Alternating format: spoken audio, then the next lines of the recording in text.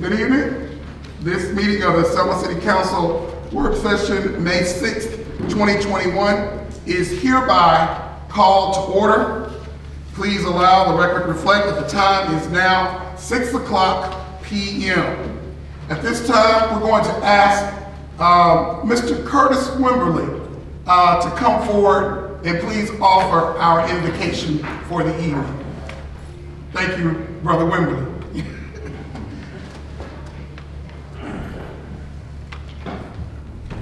Bow our head.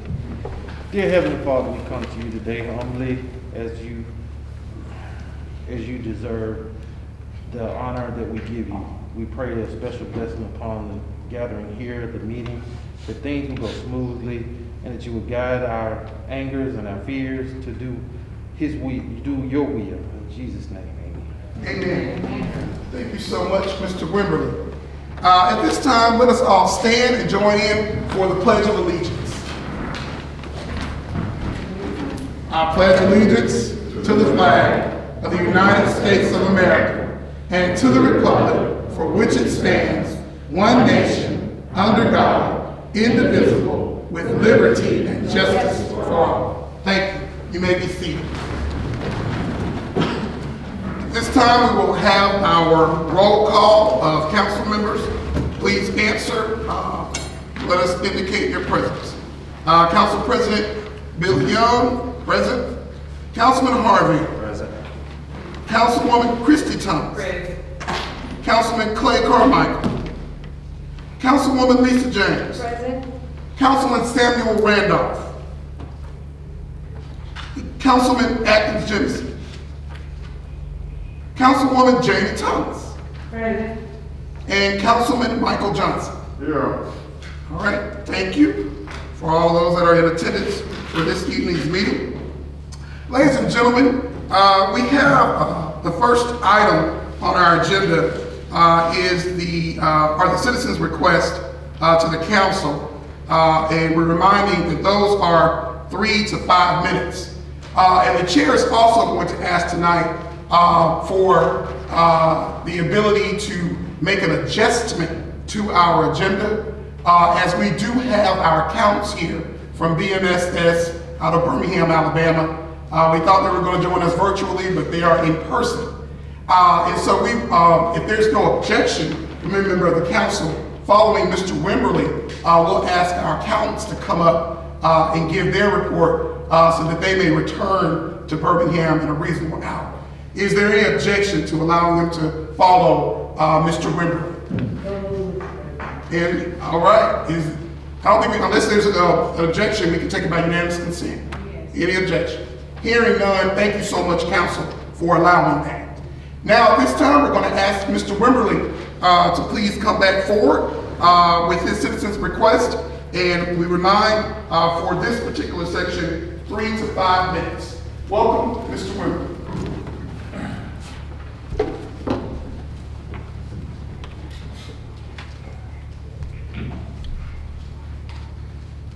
If all right.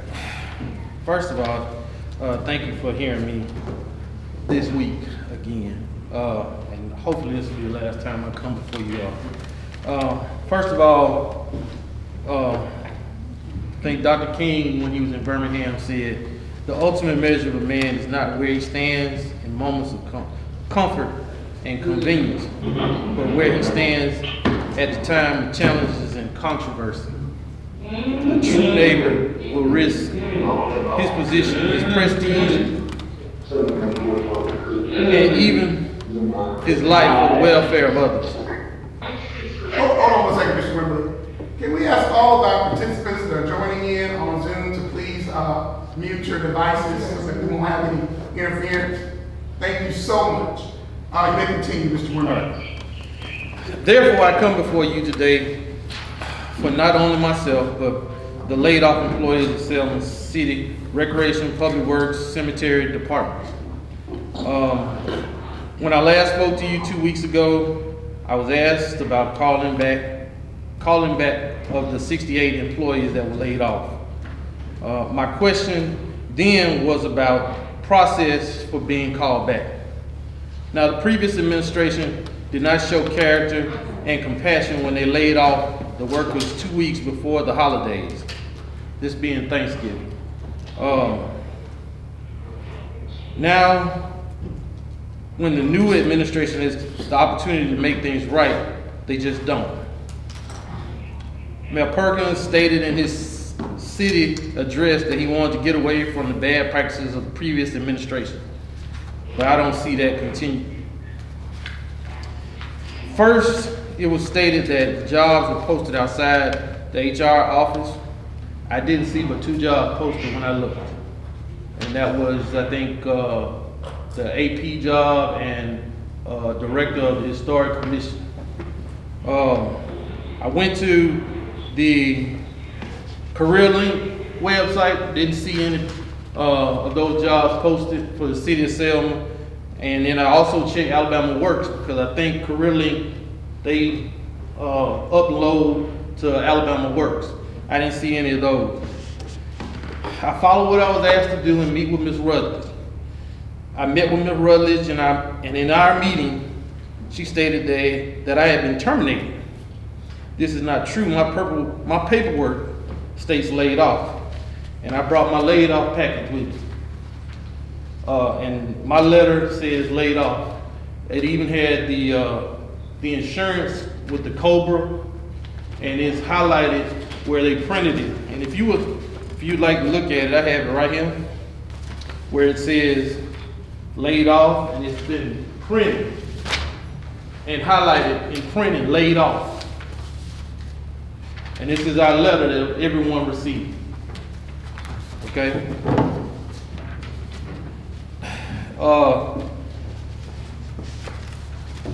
Then labor law states that we should receive a termination letter, and then that we should sign it and a copy be placed in our folders, in our personnel folders. Well, I requested my personnel folder after I met with Ms. Rutledge on Wednesday. The meeting was Tuesday at 8:30. Wednesday morning on my way to work, I stopped in and met with Ms. Rutledge.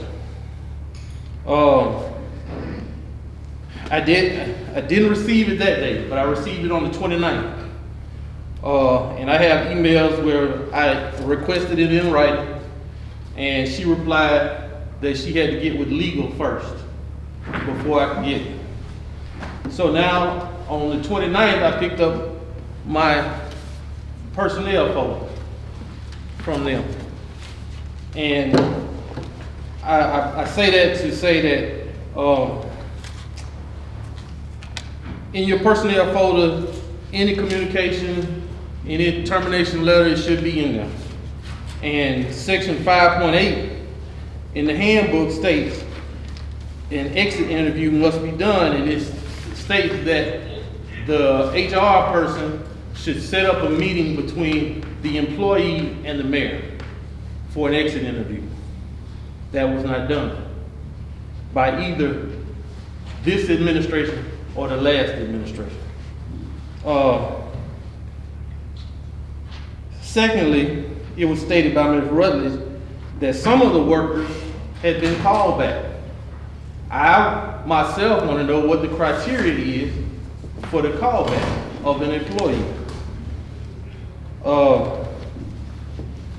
And it states in section 5.4F, it states that an employee that is in service or on the laid off list shall return to the position from which they were laid off from, or the position in which they qualified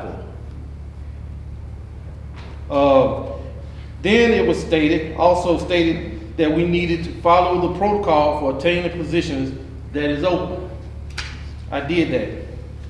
I applied on February 1st for positions within the city. My application evidently was not even processed because I haven't received any communication about my application. And I know some of the lady workers have been waiting and have spoke with the mayor or some of his people, and they were promised that when they started hiring back in the recreation department that they would be called back.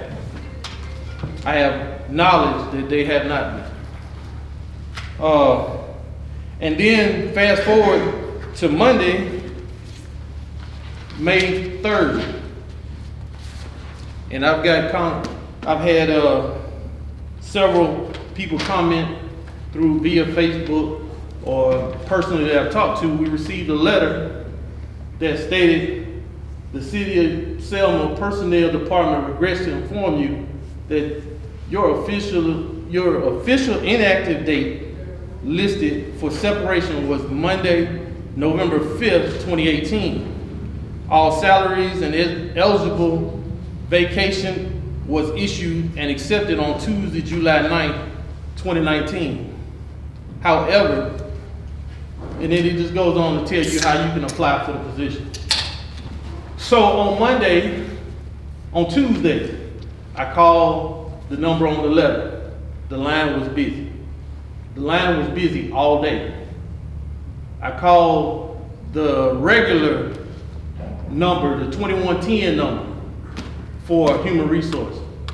It went to voicemail, but the voicemail was full. I called the 2117 number, same deal. It went to voicemail and the mailbox was full. So my question today is that are we, according to this, it says separated. Are we separated? Are we laid off? Or are we terminated? I would like to ask Ms. Rutledge, are we terminated? Because up until this point, and this letter is dated April 28th. But when I picked up my folder on the 29th, Ms. Rutledge, hold on 1 second. We're gonna let him finish up and then I'll take the response. Thank you. When I picked up my personnel folder on the 29th, that letter was not in. Okay. Thank you. And that's my only question is, were we terminated? Or is this a termination letter? Okay, thank you. Now, Mrs. Rutledge, you may respond. Good evening, Council and Mr. Wembley. I actually cannot address what took place prior to me taking this position. All those individuals, associates who were released and laid off back in November of 18, I can't basically tell you what went on at that time. Now, as for now, you are separated from your position. You were separated from your position in 2018. This is now 2021. You are not showing active in the Selma City system. So, with that being said, at the time, and I cannot speak to what happened when the HR director and the finance director made the decision to issue final checks for those individuals when they were separated from the position or laid off back in November of 18. But as of now, I can't speak for what is taking place in this department as of now. We are, and I do have Mr. Curtis Wembley's application on my desk, and it has been on my desk. He applied for the position of Recreation Director. Now, per our conversation on Monday, the Wednesday after our council meeting, he expressed his feelings and his concerns about the appointment of the director. That is something he would have to take up personally with the mayor. I do not, nor do I have the responsibility or appointing a director. Now, the second thing I would say to him, Mr. Wembley was employed with us for 2 months and a half. Now, during that time, he asked for a copy of what was in his file. I gave him a copy of what was in his file. That was it. There was not a lot in his file due to the fact that he started in July and was separated / laid off from his position in November. Now, if he is wanting to interview, the applications, we had recreation interviews today. I will basically make sure that his paperwork is in the PAL for interviewing on Monday, because we do have some interviews for the recreation department. But per our conversation, the Wednesday after council meeting, his interest was in recreation director. It was not in those other positions that are available in that department. Now, moving to the next thing that he said. On the board outside of our offices, we have the postings of the positions that have not closed. But due to him coming into my office after council meeting, I did place all of the positions that have been posted. We went back to Alabama Works, pulled those actual postings to make sure that those jobs were posted on Alabama Works.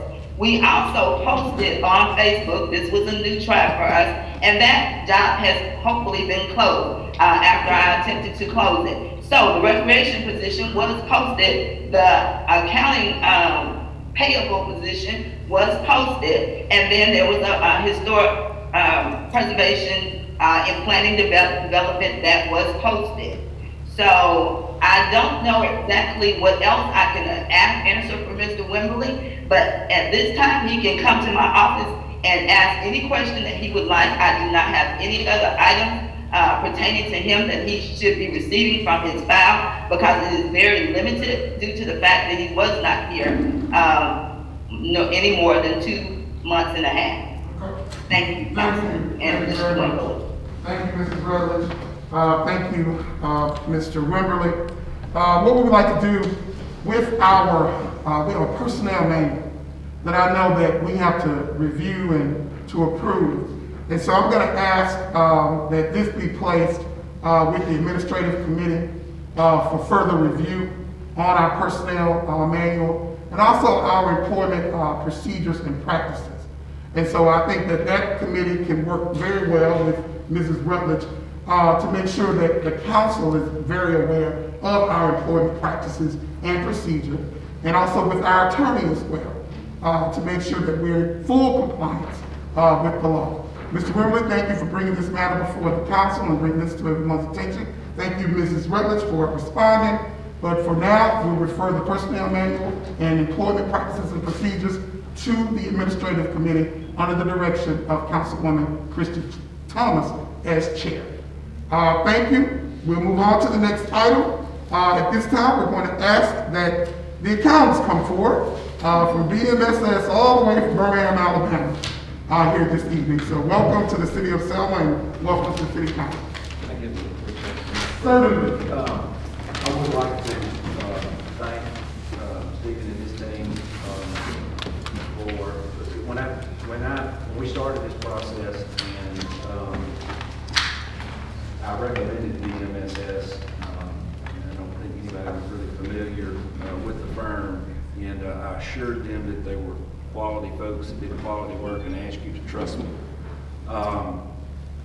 You will not see a review of this magnitude turned around as quickly as they turned it around very often. I can promise you that. Having dealt with these things before, they hustled to get their work done, and I just want to tell them thank you. I appreciate it very much. I know this is kind of the first phase. What they're here to do tonight is to present the first phase. There will be follow-up phases to come later. I'm sure once they go through the report, if you have a question for clarity purposes, I'm sure they'll be more than happy to answer that.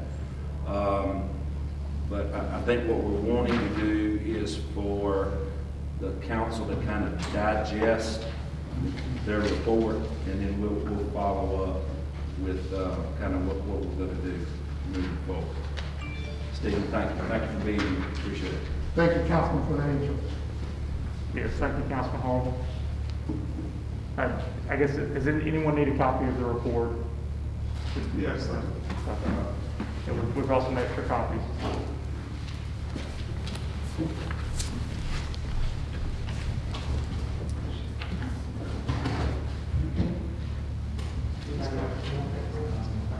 Steve? If you're comfortable, you may take your mask off so it's easier to talk. Go ahead. Totally good, thank you.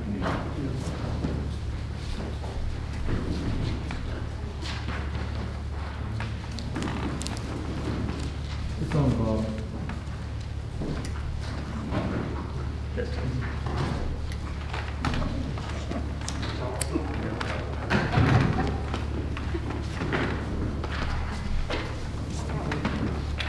Got one more. One more.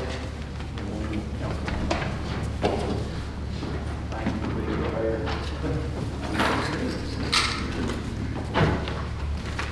Good deal. Council President Young, Mayor Perkins, members of the City Council, members of the City Administration, and the citizens of the City of Selma.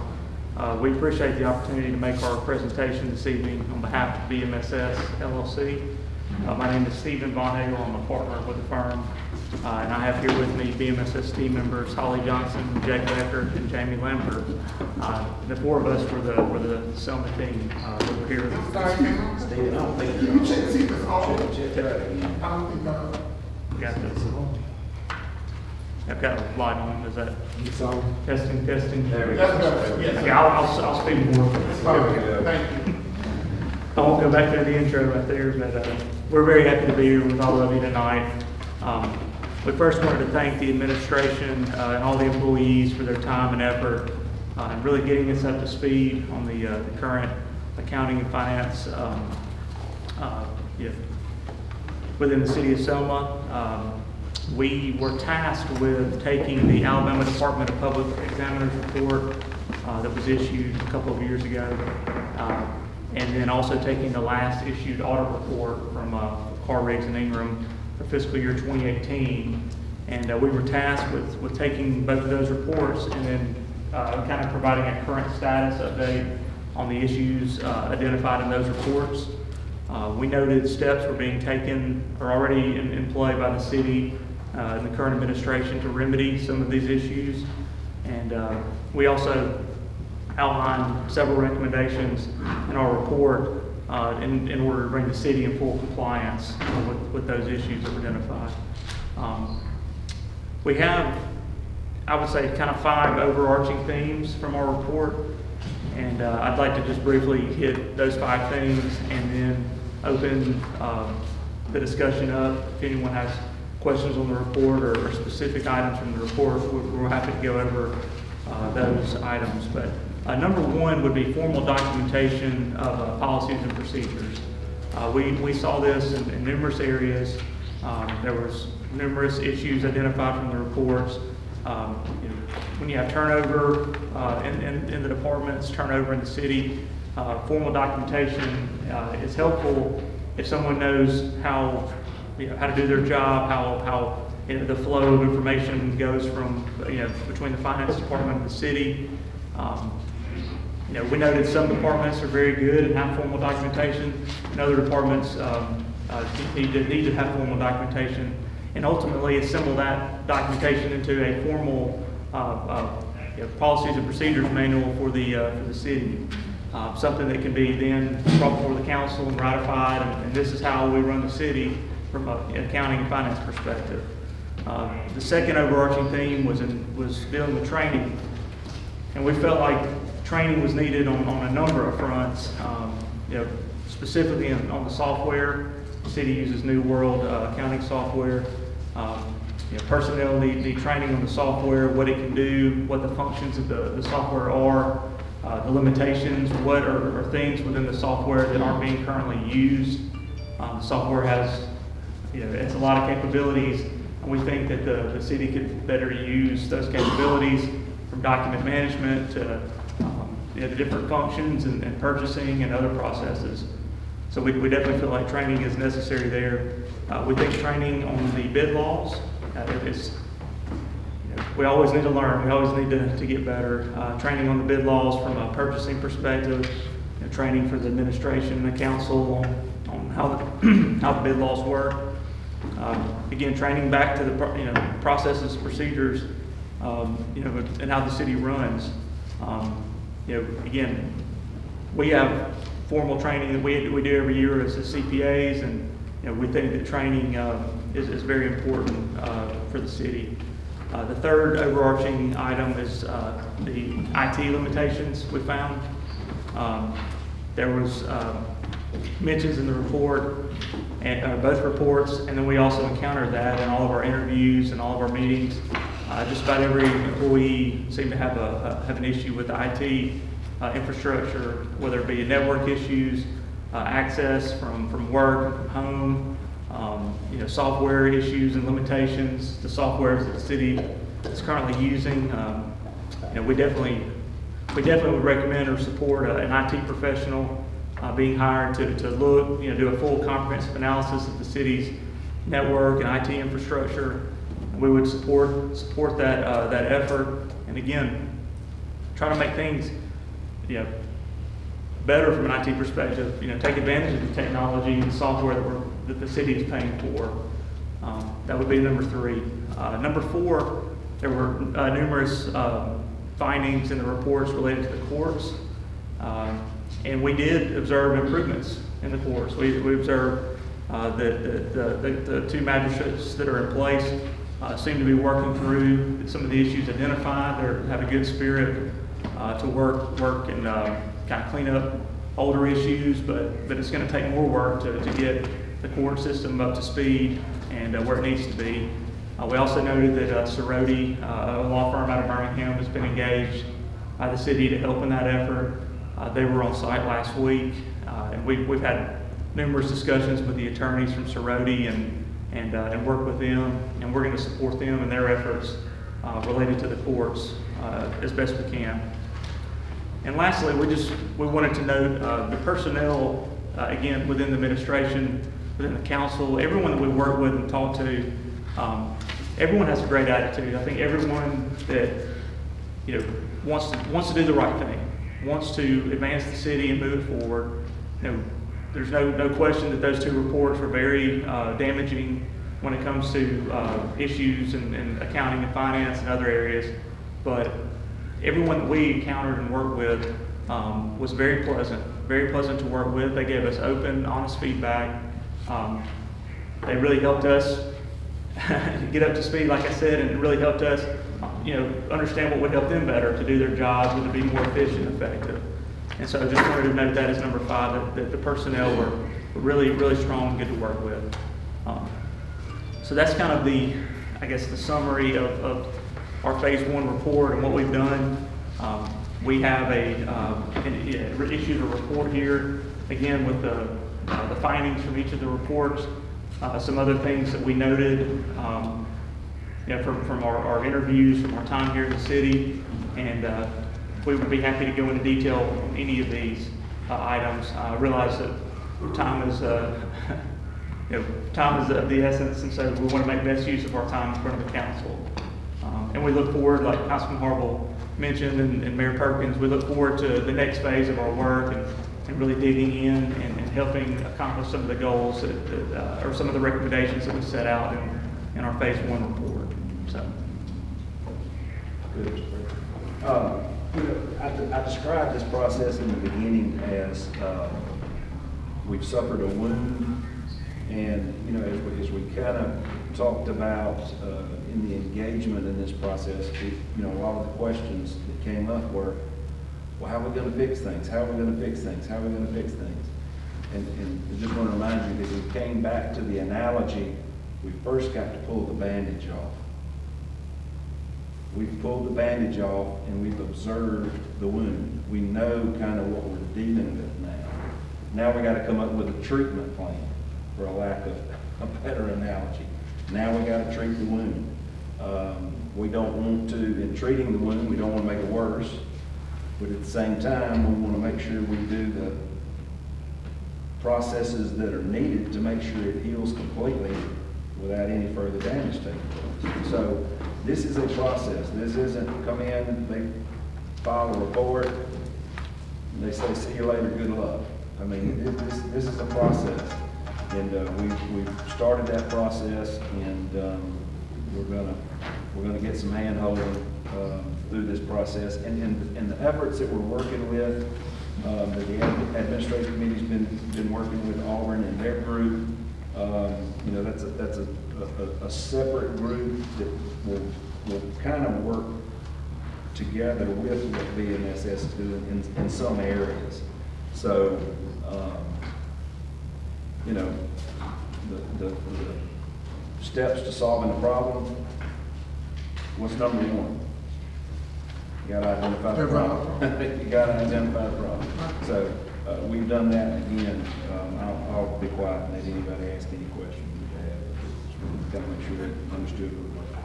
Yes, Council, feel free at this time to ask any questions. We'll start with Councilman Randolph, and just feel free to jump in with the questions as we proceed. So what you did was took the Alabama Examiner report and went by it?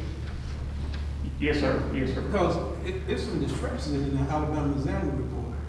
And for us, the mayor, by the state law, doing contracts or whatever, when we pass a resolution, or we'll authorize in the court of law saying that if the mayor won't sign the contract, we can sign the contract. So that should have been a dead issue with contract. If the mayor refused to sign the contract, the council then said president of the council. So that shouldn't be on. I don't think that should be on. And then a lot of these things, 1975, you see, we talk about 1975. It's some orders, the resolution that came up since then. And the state examiner didn't even come to our, go down staff and try to find the updates, resolution, ordinance on this stuff. They just went by 1975. But what I want you to do is just get with the city clerk or somebody and try to go see what we have in practice with some of these codes, because some of the codes are outdated. I know they outdated, and they went by 1975, and I know for a fact we got some new stuff that was happening in 2000, 2004 that have changed. May I respond? Please. Thank you, Councilman Randolph, and I would agree. We couldn't ignore the reports were issued, and that was our task was to take what they identified in the reports, right or wrong, and again opine on current status and then recommendations. But we 100% would agree with you. The ordinances that the city council has passed, the resolutions, need a fresh look. They need to be looked at for duplication. They need to look. I mean, we would recommend publishing those so all the council persons can see them. That they're not in conflict with each other. That they're not in conflict with state law. We 100% agree. And maybe in our next phase of work, that might be an item that we can dig in on and look at. But you make great points for sure. And just to note, I've seen several places throughout the letter where you all recommend that we take all of our ordinances and resolutions and make sure they are brought up to date, and to also make sure that they are in compliance. I saw that on several different times throughout the entire report, making that recommendation, and I think I would agree with that. Any other council members? And Mr. President, Yes. that say this, when new council come in, the first thing that they're not aware of the ordinance, of the policies and things that have been put in place. Normally, we're like a family up here. Normally, the old council, where you said we're training it, where you have council people that have been in training since they've been here and have kept up with the ordinance and policies that's been in place, and we share that with them. And that gives them the advantage of a new council. To change the language in there, if there's something that needs to be in there to be rewritten, for our attorney to change, that is where your new body comes in. They have an opportunity to update it or to look at it to see if something else needs to be in it. But for many years, you can go back and pull, sometimes you can pull these policies were put back in, way back in 1970-something, and you look at it, that's the advantage of new council people coming on board to change things and look at it. So, that's how it really, when new council people come on, they should get advantage to see what ordinance been put in place, what policy been put in place, because other fresh have a new mind, have other things that they can bring up to date in there. So that's why they haven't got a chance yet, but if they get all the outdated, you know, like we have resolutions and things that are outdated, we have things that has been expired. And that is why you have your legislative body to do that, to bring it up to the date standards.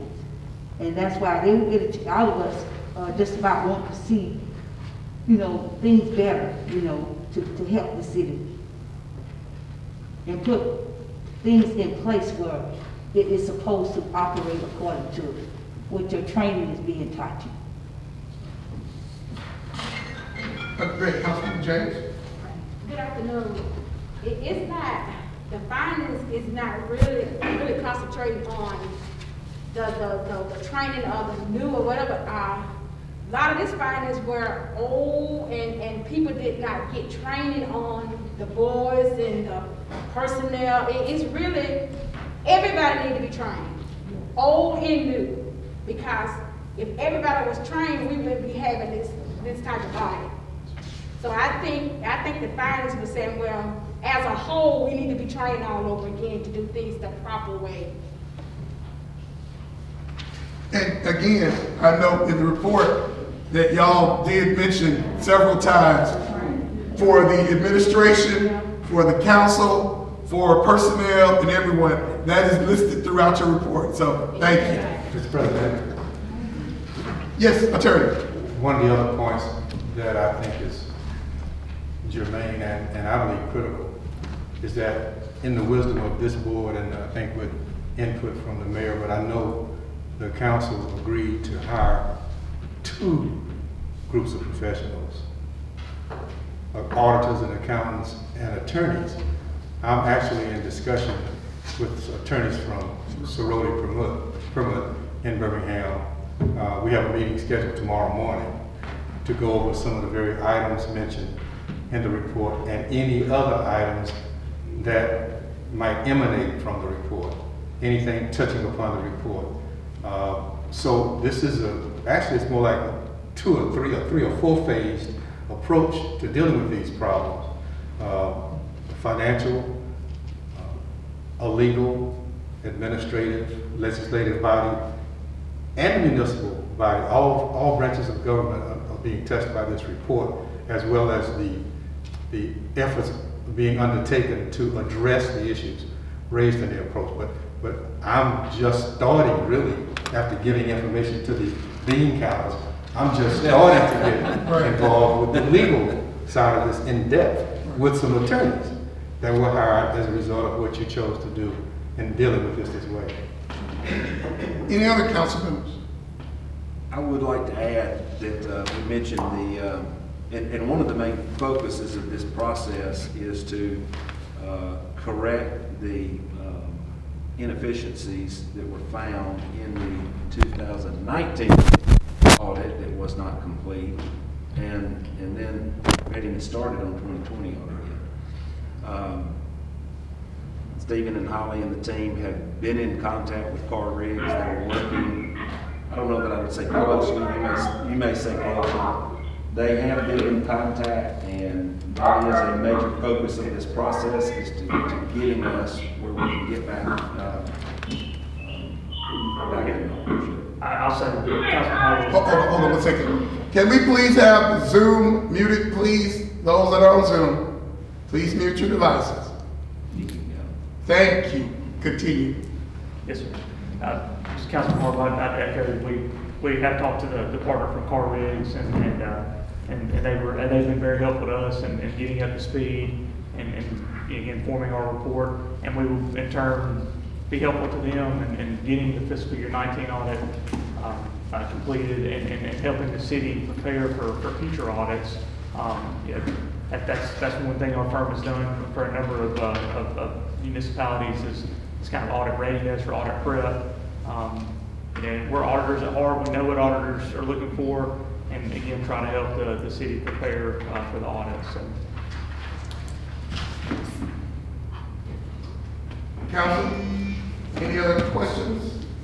Yes, Councilwoman Jane Thomas. Yes, what you just said about when we received our auditor report, and I noticed something on there that I read about when you said finding in this where we, whatever company that comes in and do the audit report, normally the one we had before, he did come before the body of the council, and he did point some things out that that they had found in it. And I think that whoever does we select to do the audit report to improve the things that we need to do work on and address from our finance office, from the our personnel handbook to whatever, we need to be aware of what we need to get addressed in. And I think that would help us a lot in,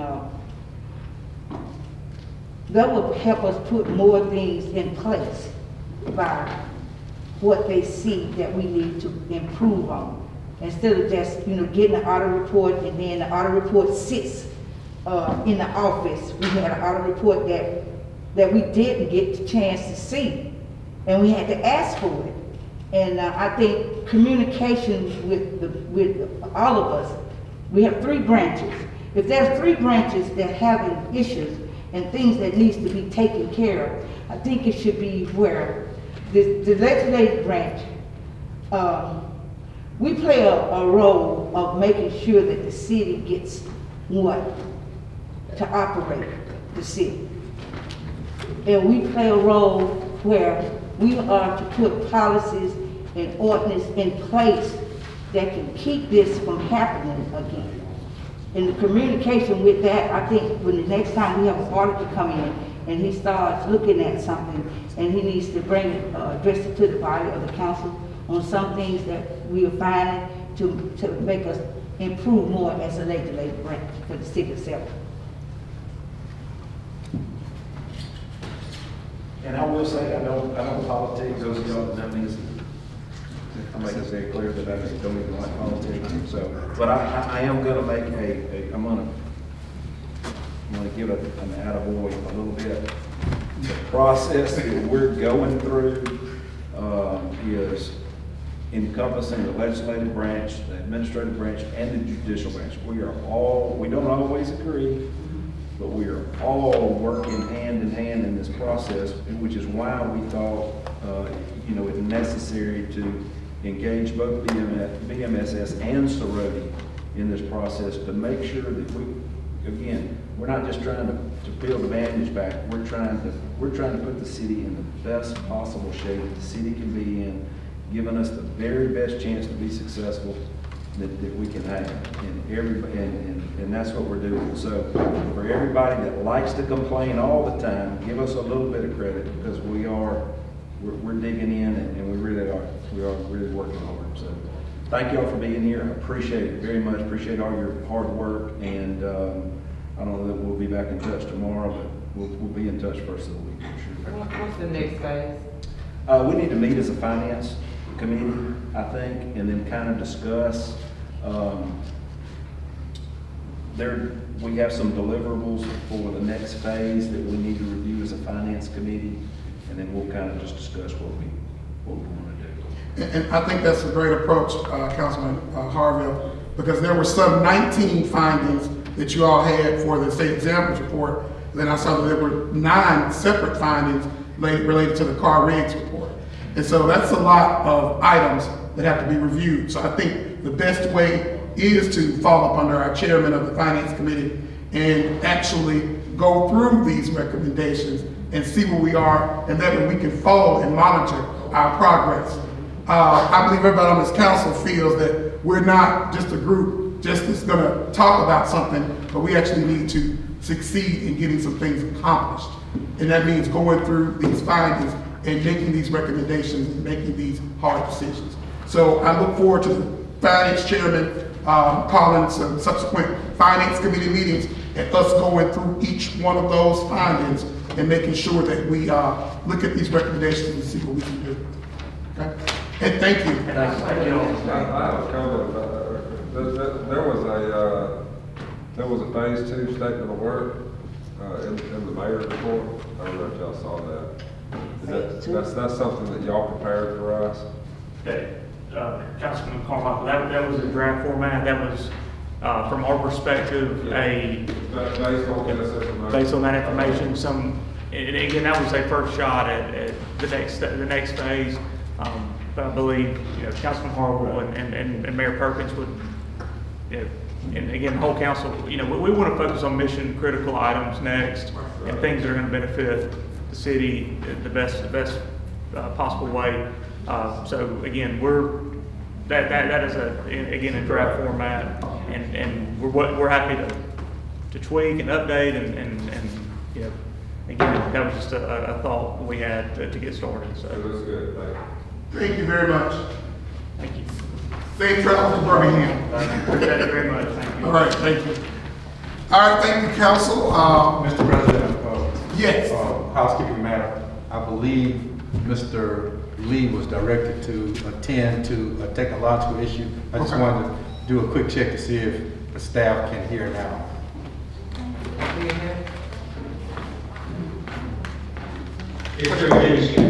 Very good. Thank you. Thank you, Attorney. All right, we'll move on to our next item on our agenda for the evening, and that is our mayor's report / attorney's report. Good evening, Mayor Perkins. Good evening, everyone. We have a little technical difficulty. Trying to silence everyone. We muted the clarity and had to get the sound back, but we're back. Want to just say good evening again, everyone. The first two items on the agenda, I think you're familiar with. That's all I'll say about them this evening. The state of Alabama auction equipment purchase, Mr. Hicks. I believe he is on. If you unmute, go ahead and speak to these issues. Good evening, council, mayor, everyone. We went over to the auction on this week and we purchased 3 trucks. We were able to purchase 3 trucks. I think you have in your packet the amount that we spent, and we do have the amount that's out there. The city clerk has our paperwork. The titles, the 2 titles are there. They still have to send us the title to one, but we're actually getting ready to have that. She's putting it on the insurance so that we can start using those bills. The next item is John Deere tractor that we need to repair. Got an estimated cost of, I think it's 61, somewhere in that $6,000 some dollars. It's over $5,000, so we're asking for your favorable vote on that to go ahead and get that piece of equipment fixed so we can put another mower out in the fields to start cutting grass. Council have any questions about items 3 and 4? I do. There being none, we'll move on. Mayor, Yes. I think Councilwoman Thomas has one. Go ahead, Councilwoman Thomas. Jamie Thomas. You said the repair is $6,000? Mr. Hicks? Yes, ma'am. What are we putting on there? Yes. What are they? Excuse me? What are you repairing on the tractor?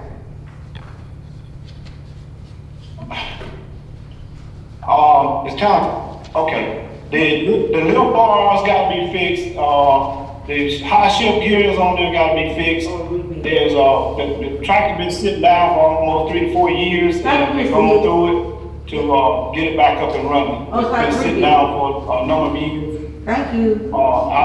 It's okay. We got you. I got you. She Thank said she understands you, but yes, thank you so much. Thank you. Thank you. Thank you. Thank you, Audie. If there are no more questions about items 3 and 4, we ask council favorable consideration on item 4 and thank the council for the $35,000 appropriation so that we could get those trucks purchased from the state auction field prior to the auction. Thank you. Item 5, actually several items, beginning at item 5, coming out of the Planning and Development Office. Ms. Danielle Wooten, you would proceed. Need to unmute.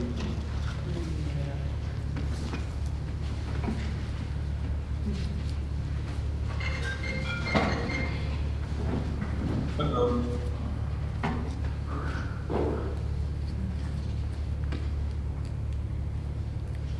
Still don't hear you.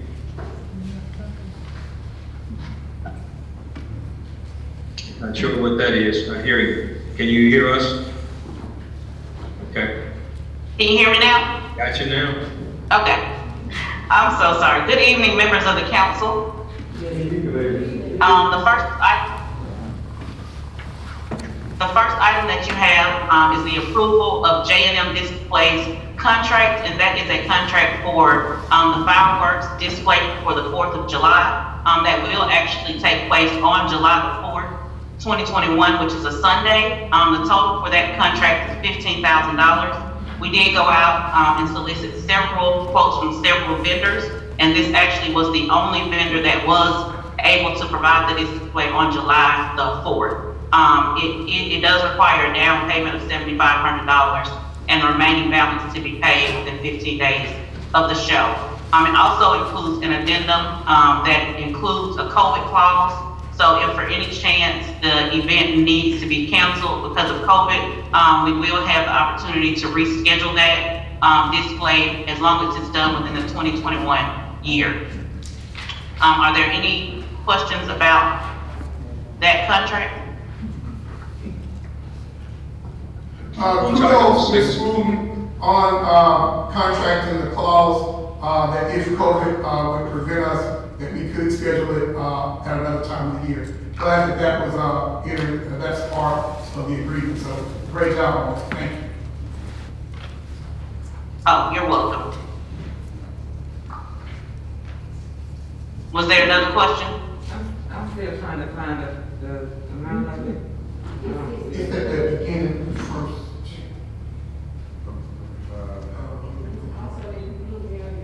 15K, It's when you go to that JM displays, fireworks display agreement, I think it's page 22. And you'll see where it's at 15,000. That's a question. Yeah, go ahead, Councilman Carter. Ms. Wooten, is that, what line item is this coming out of in the budget? This will actually come of our, I think it comes out of the tourism budget or either special projects. I can double check that and have the information for you on Tuesday, but I do know that there is an allocation there for it. Okay, thank you. But I will double check that tomorrow and get that information to you guys. Thank you. Thank you. Okay, the next, I'm sorry. Was there another question? No further questions on that. Okay, the next item that we have before you, is the resolution 139, 2021, and that's authorization to approve the U.S. Army Corps of Engineers non-federal sponsor self-certification of financial capability form. This basically is a form just giving the Corps of Engineers the authority to say that we certify that we are going to try to come up with the funds for our match portion. In order for them to seek the federal funding portion, which is 65% match portion, is the federal funding portion, and our portion will be $400,000 for that agreement. There was a self-certification done previously under Ms. Wade, but they're requesting a new one under our interim treasurer, Ms. Sequita Oliver. Are there any questions regarding that resolution? Okay. Our next item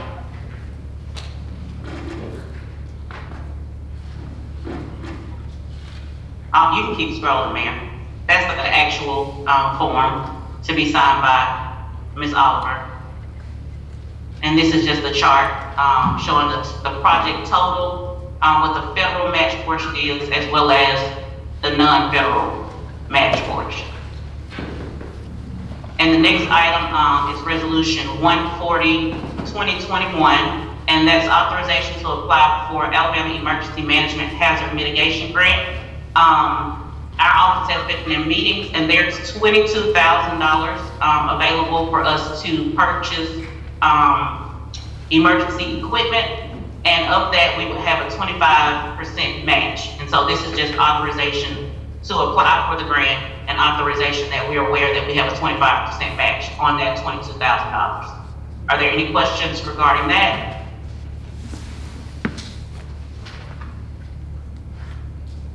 Thank you all so much.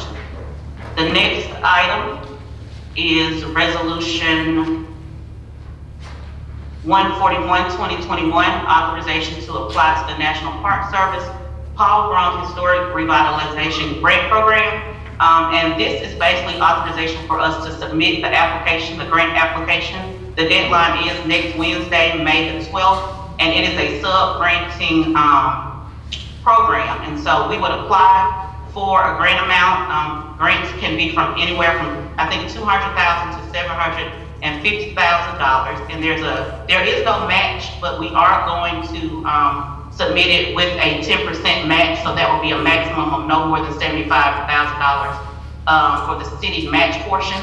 And we are doing that because although there is no requirement for a match, it is favorable in your scoring, whether you are eligible to receive the grant or not.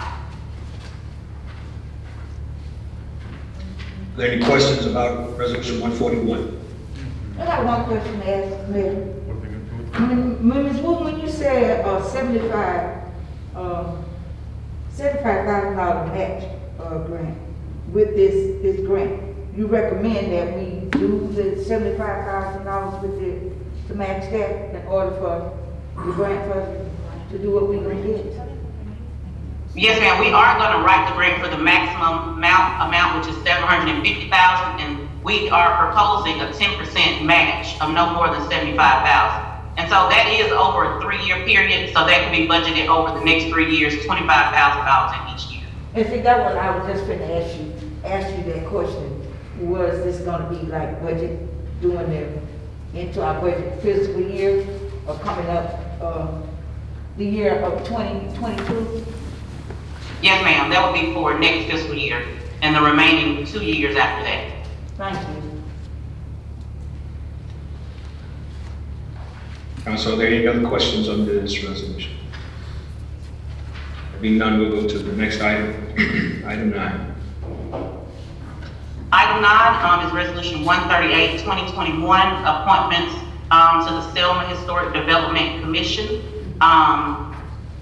We brought this item before you all, and I think it was tabled. And so what we have done is we are representing it, and we've outlined the members and the terms in which they will be appointed to serve. And we ask for you to consider approval of this resolution on Tuesday evening.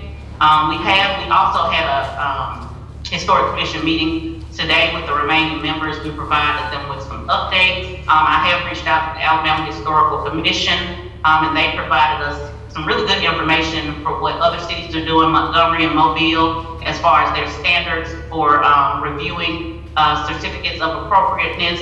And the members are actually really excited to get new members, and they're excited for the new members to get training, as well as for them to get a refresher. As you all have stated tonight, they also feel like they all need training as well. And so the Alabama Historical Commission has put us in touch with Auburn is getting ready to have a training, as well as Opelika will be having a training in the coming weeks. And so if we could get the new members on board, we can get everybody trained in the next few weeks and move forward. Are there any questions, Council? Any discussion? Yes, you said that you had a meeting. We have one, Councilman Bishop Thomas, can you restate that? Yes, it was stated that you all had a meeting today with the commission, is that correct?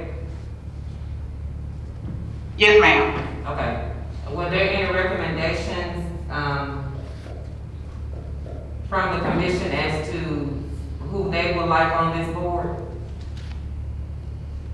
Yes, ma'am. Those names, some of these names are actually members that the commission did recommend. Okay. So So this encompasses some of those recommendations And also. from the actual members that are on the commission presently. Okay. And also, is there a way that we can possibly get the information for the current members that are currently serving on the commission?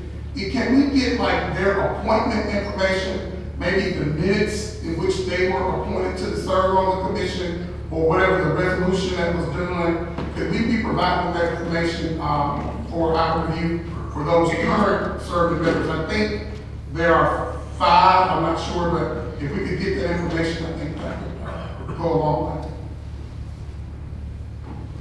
Okay, are you requesting that from planning and development or the city clerk's office? Whoever can get it to.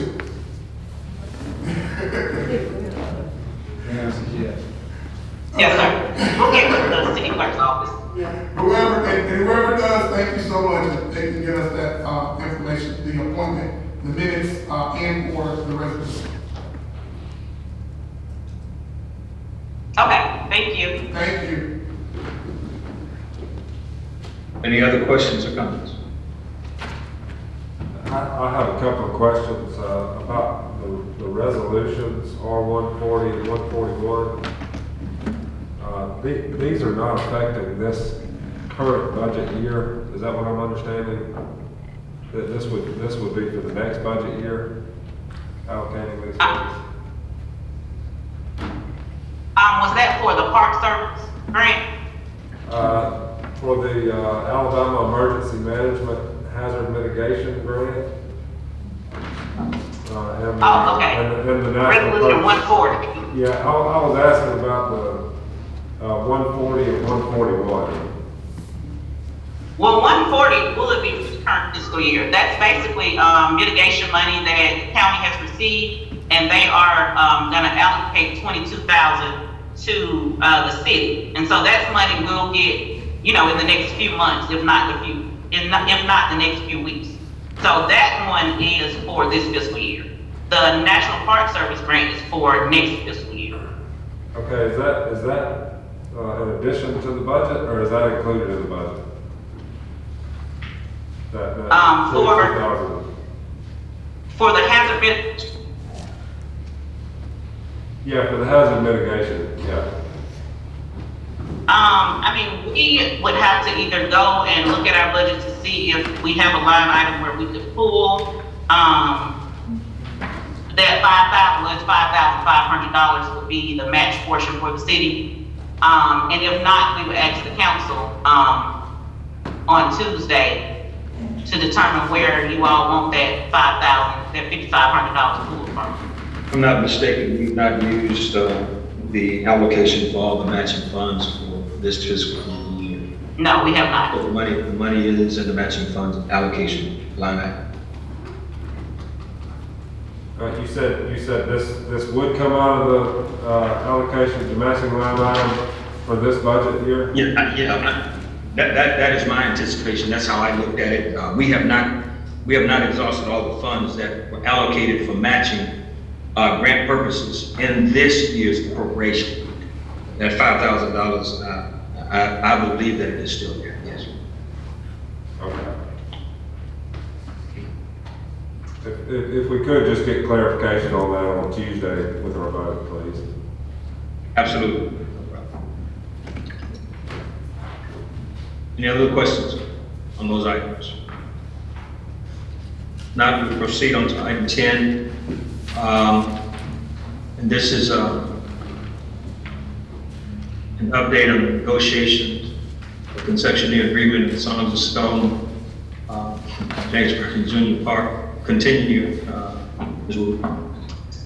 Yes, so this is just an update on where we are. We did receive last week the updated development review information that we requested from Mr. Jim Lewis with Ragland.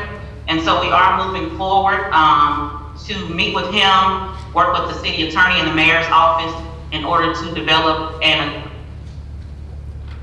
agreement so that we can negotiate the terms and the conditions and bring that back to the council with a recommendation for approval by the council.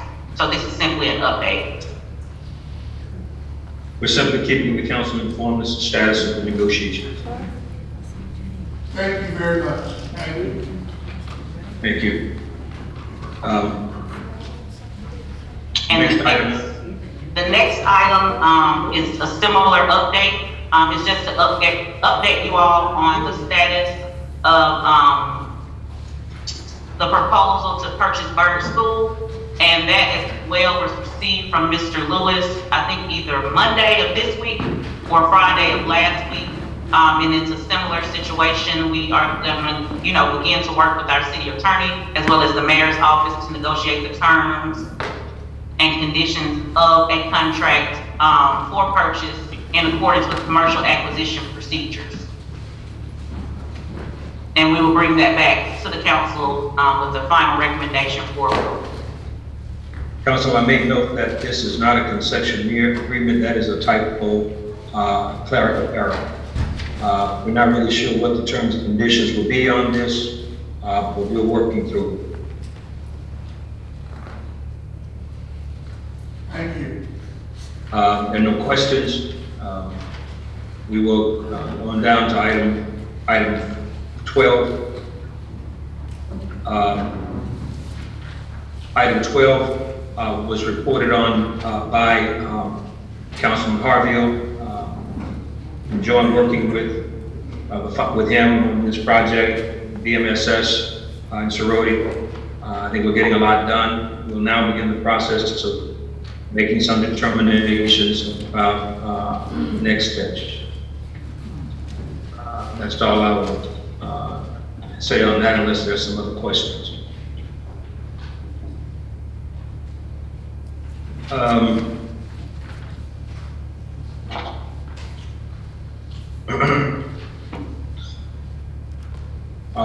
That is the invoice amount for that work. I was having some sound issues at the time this was being discussed, so I'm not sure. The council did approve the allocations for this. The invoice is submitted because it does exceed $5,000. And so even though you've approved it, we're presenting it on Tuesday for payment.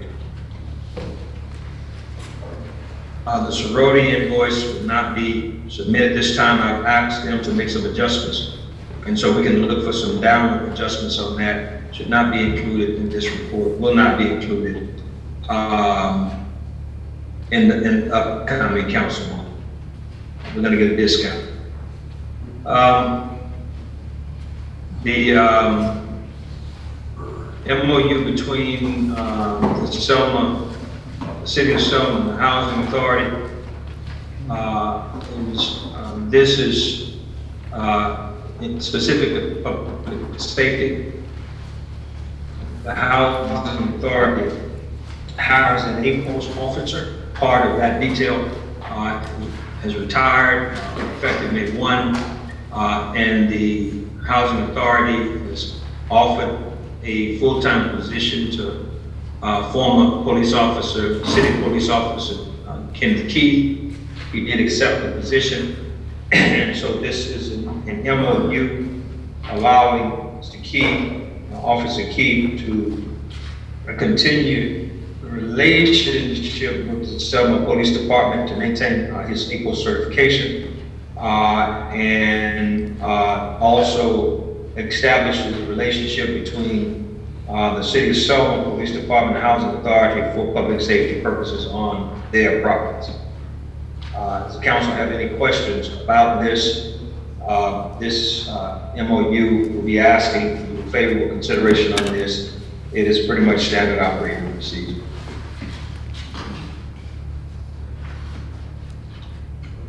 All right. I have a quick question, Mayor. Yes, sir. With Officer Goings retired, and I know he's at in the code enforcement department as well. Will this who's the new officer? Will the new officer be taking that place? Kenneth Key, will he be in that position as well? Yes, sir. We have made an offer to an A-post certified police officer to work in code enforcement. Okay, not this one, just another one, not Mr., or Officer Keith, but a different one. No, sir, Officer Keith, exactly, Officer Keith will now be working for the housing authority. Okay, all right, thank you.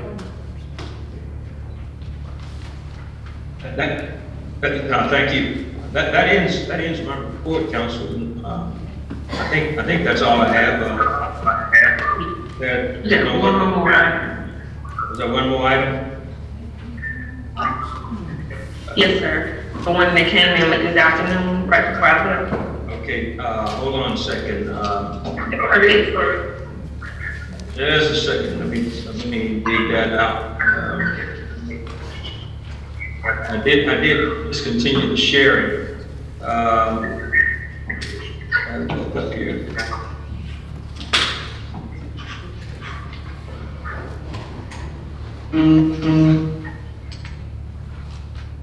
Okay, just a second.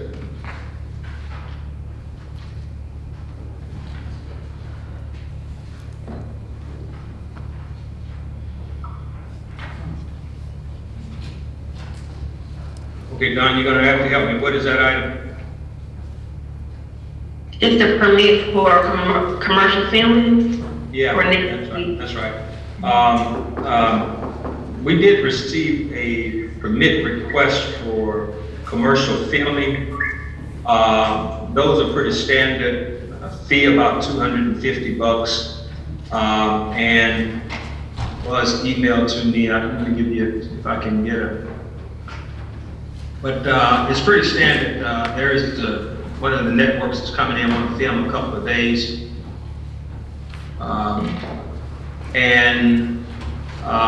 I think that this is something we typically do, Council. It's not anything unusual.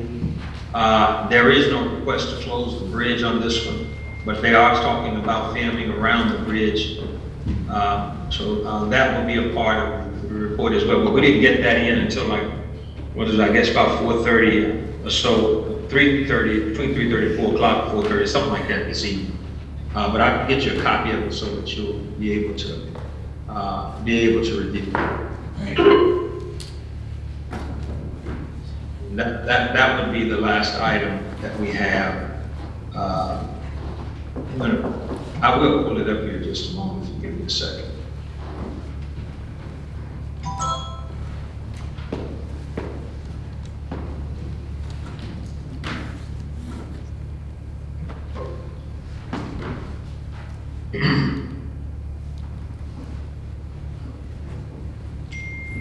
Or screen share.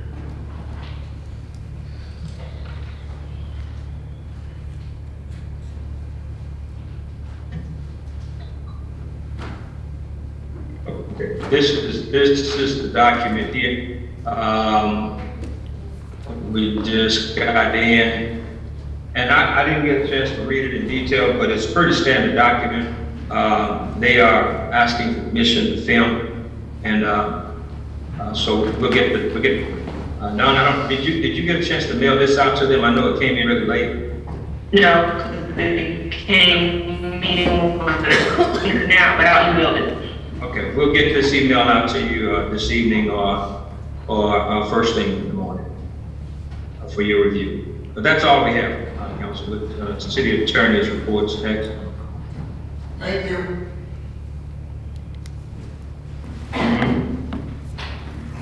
Thank you, Mr. Mayor, Council President Young, ladies and gentlemen of the council. Good evening.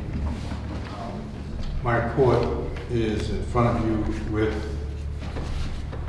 I believe, 8 items on the report. One of those items is a reference to an executive session, which was mentioned in the last meeting, but we had you guys had a lot of work to do.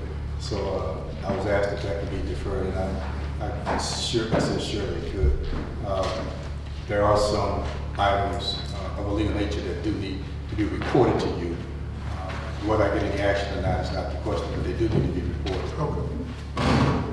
The third item. Attorney, how about following, you do all of your items, then we'll entertain a motion by one of the council members to go into executive. Not a problem, and I put it second because I don't want to forget it like I did the last time. Governor Ivy and state health officers proclamation and order is item number 3. Item 4, sales tax holiday. Number 5, Juneteenth holiday. Number 6, T-Mobile resolution. Number 7, Verizon resolution. And number 8, the resolution for appointment of the city clerk. It reads appointment of the city clerk, but there's a resolution that I've been asked to draft, and that'll be presented. With Dr. Fulford, I was asked to do 3 things. Those 3 things involved getting a bead on what the actual steps that have been taken were by the Historic Development Commission, finding out what the ordinance said, and getting some other information on council involvement or lack of involvement as per the ordinance. I started out Wednesday reaching out to Alan Reed, he's the attorney for the Historic Development Commission. We didn't get to talk, I think, until Thursday. I called him, we kept missing each other. And on Thursday, he and I talked.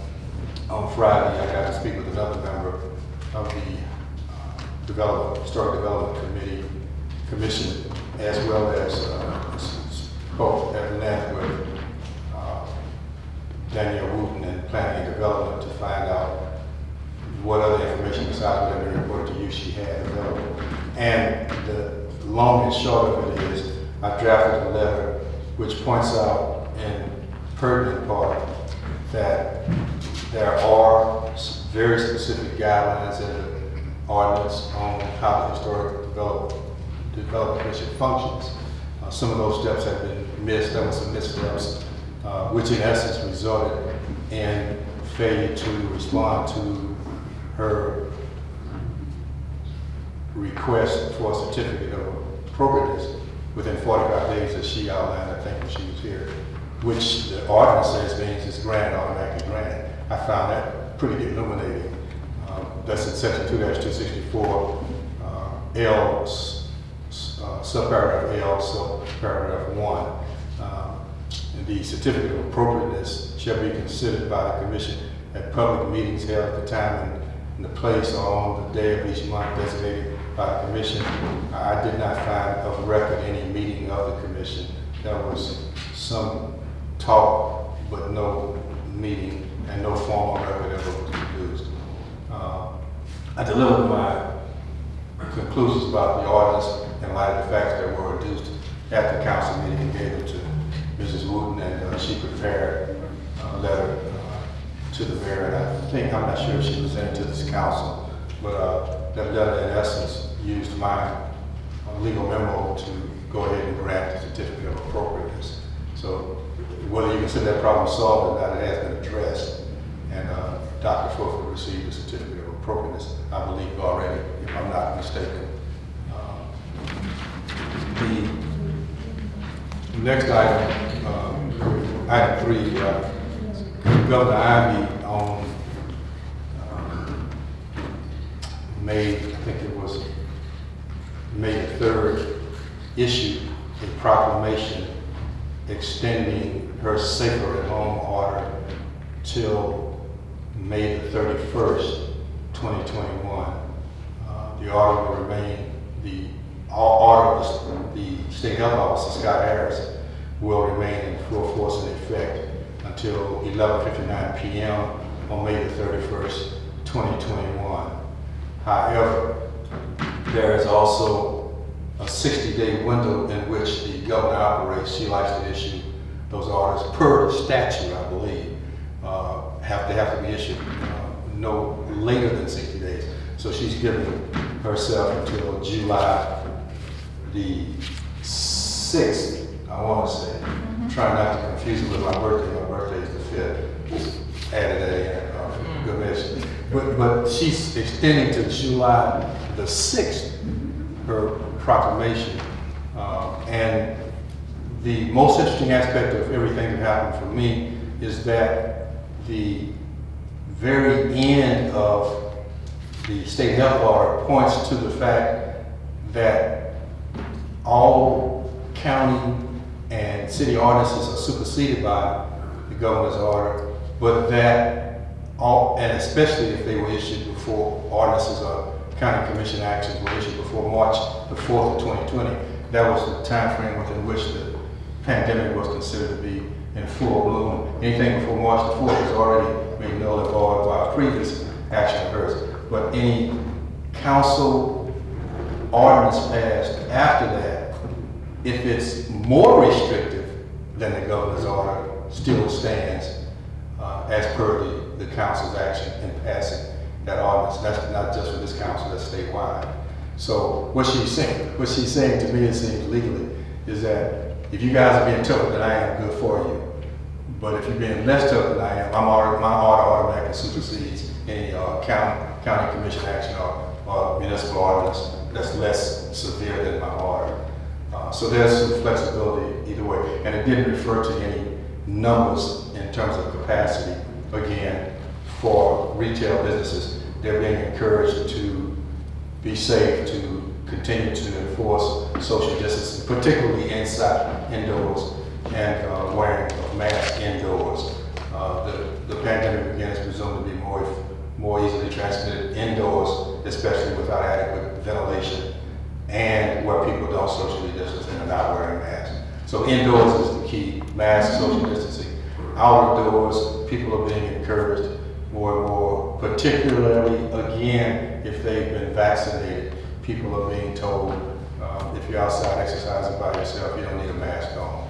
I hesitate to get too deep off into the mask portion of this because there's quite a bit of banter going back and forth about what's appropriate. But the point again is, inside is more, you need much more caution, mask wearing, social distancing, numbers as appropriate in terms of how many people can be socially distanced safely. And that's very important because I had a call, I talked with someone today who's here filming, whose ability to film you already approved, who said that this was Vicky Haney with Buckingham TV, who wanted to know based on group size outdoors what their limitations were. And we just talked about 10 minutes before I came here. So I told her, let me get back with you in the morning, please, and I'll discuss this more at length in light of the governor's and the state health director's office proclamation and order. The sales tax holiday comes around every year about this time. July is the next one. July, I think the 16th and 18th is what my resolution states. And I've presented a sales tax holiday resolution. It's called a back to school sales tax holiday. And back to school is in quotation marks. So the legislature frames it that way specifically. Back to school sales tax. There's also a severe weather tax holiday, but that's not what we're talking about here tonight. We're talking about the back to school sales tax holiday. It's July 16th, July 16th to Friday night to Sunday, July the 18th, midnight. And it's required that the city notify the state tax, he's shaking his head. President Young knows where I'm going with this. It's required that the city and some of the other council members who've been here before know this too. It's required that we notify the state 30 days, at least 30 days ahead of the sales tax holiday to get placed on a statewide list where they circulate that list so that everybody can know who's allowed to break on taxes. And that's real important too, because it usually stimulates more purchases in those locales where the people are on that list who are having the holiday, sales tax holiday. The Juneteenth holiday is coming up next month, June the 19th. And the reason I bring that to your attention is twofold, actually threefold. Number one, the council last year, the previous council, considered a Juneteenth ordinance. It was my understanding, and it still is until I'm 100% convinced otherwise, it was my understanding that the council had voted to approve that ordinance and that the issue any issue concerning that had already been resolved. I've gotten feedback from the clerk who says that it was put on first read, and I'm looking at some minutes from first read only. I'm looking at some minutes from June 23rd, 2020, which point out that it indeed was being brought back as an ordinance for Juneteenth first reading, a holiday that is well deserved by then Council President Corey Bowie. But I, again, was pretty sure that that vote had been taken, and I'll be knowing more about this tomorrow morning to give you plenty of time to figure out whether or not you need to finish voting or it's already been voted and you don't have anything to do except decide whether or not time off among city employees will occur on a Friday or a Monday as the holiday falls on a Saturday. And that's part of the ordinance that was passed. The council has that call to make that call, whether or not, if the holiday falls on a Saturday or Sunday, whether or not it's observed in the city on a Friday or a Monday. And again, I believe if my checking is correct, it was going to fall on a Saturday this time. Is it usual practice, attorney, if a holiday falls on a Saturday that it's observed on Friday, or is that? That's, again, at the discretion of this body, whether it's observed Saturday or that following Monday. It's up to this body.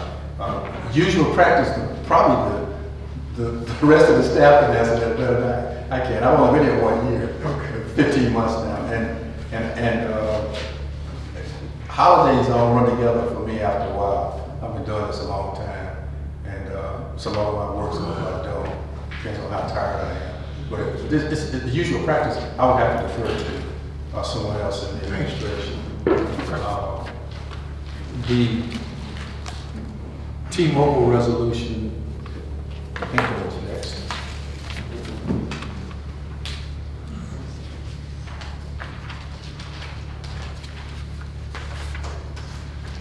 Did I skip to number 6? From, was Juneteenth, number 5. In my packet, the T-Mobile R144 2021 is next. T-Mobile and Verizon are both telecommunications companies that have submitted requests for equipment modification on a cell tower that's in the control of the city and requires city council approval. Those two resolutions pretty much track each other. What they're doing is a matter of technical scope of services that they provide us. Those actions are actually evaluated for us by a municipal service corporation that is with whom a representative of which I've already spoken to concerning the appropriateness of these tower modifications. The word from the representative of the municipal corporation that services the city is that they both passed FCC guidelines, and that those accommodations are due to be approved. They've also had to pay a servicing fee, and I've seen one of the checks. I think they both paid out. I actually had one of the checks in my hand and took it to the finance office where it belongs. So I believe they meet all the necessary requirements to have their resolutions approved, and I submit those to the council for your consideration and approval. The appointment of the city clerk, I was given this task. I think Councilwoman Thomas tried to get to me earlier this week about this, and we weren't able to connect because when she was here, I was out, and a couple times I was in. We just couldn't reach each other.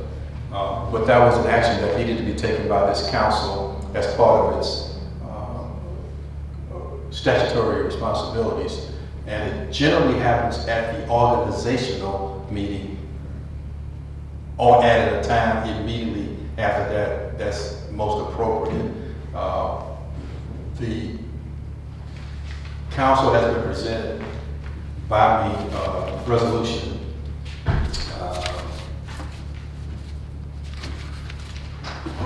just trying to make sure I get the number correct, R145-20/21 for your consideration. I have no say in who you appoint, so I stand well on that issue. And I believe that's my report, Mr. President. All right. Thank you, Attorney. And what we'll do for that executive session, we will place that on Tuesday's agenda, as that is our regularly called meeting. That's fine. And so we will place the section on there for the executive session. Thank you, sir. That concludes my report. All right, thank you very much, Mayor. Thank you, Attorney, for your reports. Now, this time, we'll go to our business items, and we'll start off with animals in Ward 8, Councilman Michael Johnson. President Young, the COVID czar, if you, she may have a report, but, Ms. Rivers, COVID czar, COVID report. Good evening, Council and Mayor again. I just have a brief report. I know so we can move swiftly. There will be a Bun Regional Medical Center announces the COVID-19 second round vaccine on May 12, 2021. For those individuals who took the first vaccine on May 5th.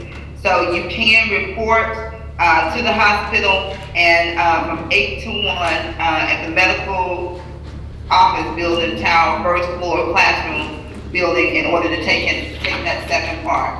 I did want you to know that we have administered 297 doses. We have 11,672 people who have had one dose and 8,211 who have had the full dose of vaccine. I think our biggest issue now is to come up with some way in order to get the citizens to buy into taking the vaccine, the first shot and the second, since there is a decline on the second.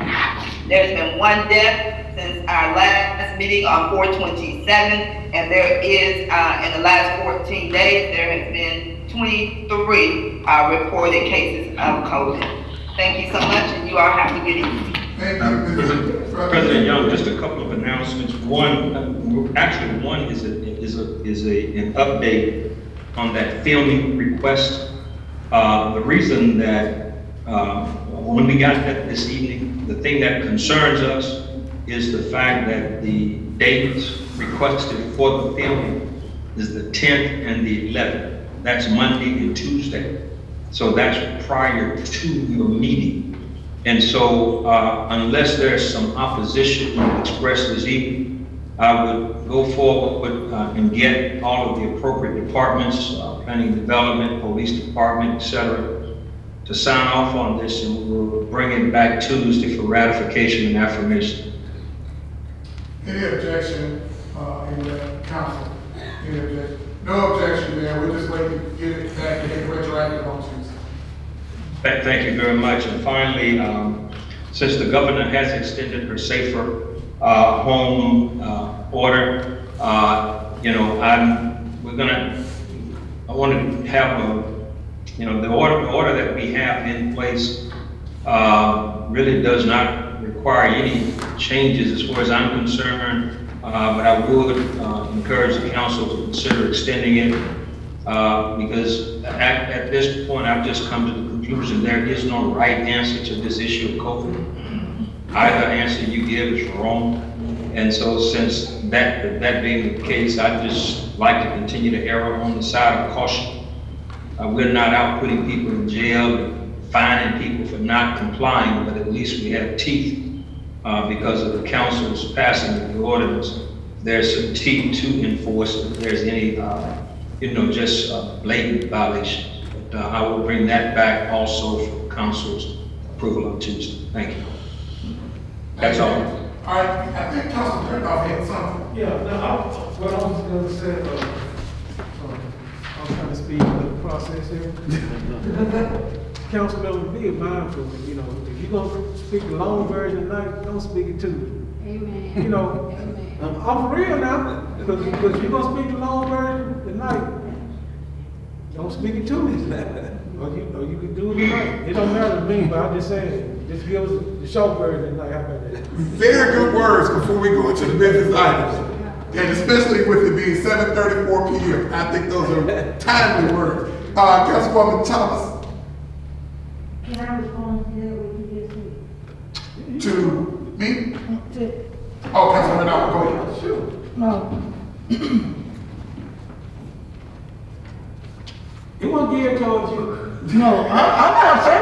say Oh, retirement. okay. It can be toward anybody.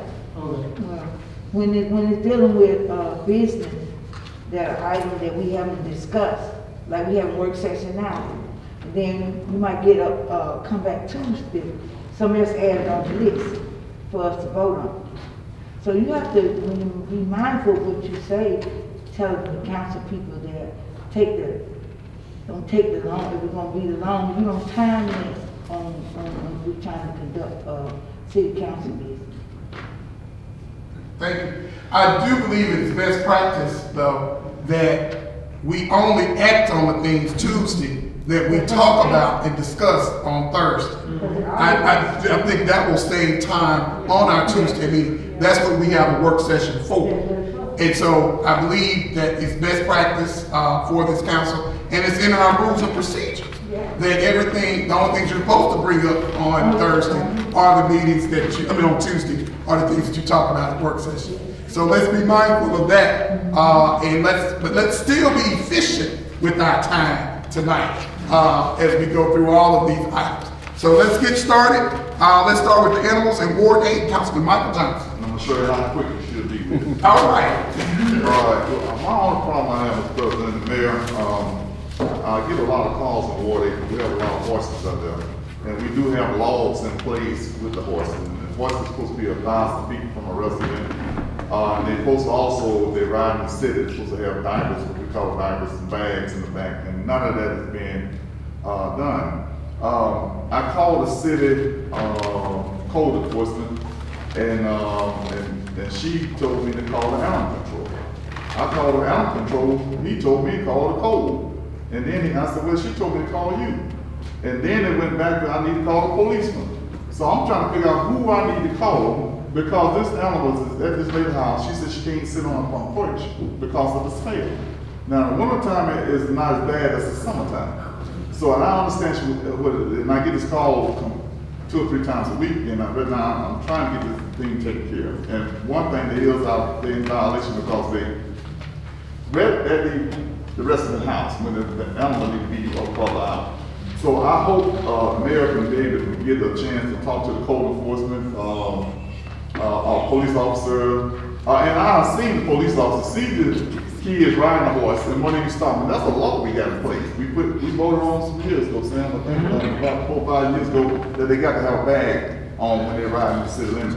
But also the 1,000 yards away from the house. So with Kim as president, mayor, we can get somebody to look into this, see who I need to call, code enforcement, animal control, what, because they don't even know who's supposed to do the job, to look into it. So that's why I'm at with that. I like to bring up briefly Tuesday for the residents to hear we is trying to solve the problems for us, man. Even if it's on new business, old business, whatever we think I need to deal with it. I just want to bring it up real quick. And that's all I need to say for tonight. Thank you. It's a code enforcement issue, and we will correct that communications. But it is a code enforcement issue. That's what I thought. Thank you, man. That's what I've been called. And code enforcement should reach out to any other agency that it needs to enforce the code. Well, she sure sent me to the animal. Thank you, man. That would be correct. Thank you. Councilman Carr. Well, aren't we supposed to fill out a work order request for that and turn it in for anything like that? You can, but I mean, like I said again, I just so happen I made a call. In the past, I made calls, and but you can put the work order request. That is, but like I said again, but some things you just make a call. I need. Wow, I wish we could. All right. And then Councilman Johnson, like you said, on Tuesday, for the citizens' benefit, you can bring it back up under new business. Okay. Council Secretary, if you can place that under new business for Tuesday's meeting, that issue, that'd be great. So I know we won't forget. All right. Thank you, Councilman Johnson. All right, the next items are under Councilwoman Jamie Thomas, AmeriCorps grant matching funds, the request ordinance 0106-1617, the resolution for municipal judges and prosecutors, resolution R139-1617. I think Attorney Madison took care of that one, Councilman Thomas, but you can elaborate further. And then also the code enforcement job titles, that's also under you as well. Councilwoman James Thomas, you have the floor. Okay. Sam, this is important. Now, I want to ask a question, since the body of this council, we have new people, new elected officials sitting up here. Mayor, I noticed that you have in our budget where, for AmeriCorps, for the matching, and I know it ends the fiscal year of October. Can you tell me, the previous amount that we have a match for AmeriCorps that we've been, I know it was a number amount before, but we didn't do it the last time. So can you tell me the city, the municipality amount matching for the AmeriCorps coming from the general fund? I'll ask Ms. Ward if she can be specific about that. That's a very detailed question, but I'll see if she can respond to it. Okay. Thank you. Ms. Wood, she gonna tell me now? What was the question? Can you repeat it? I couldn't really hear you, Councilwoman Thomas.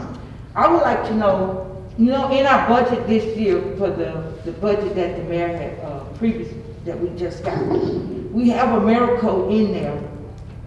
But I want to know the grant matching and the general fund matching that the city has to match, that we get paid back.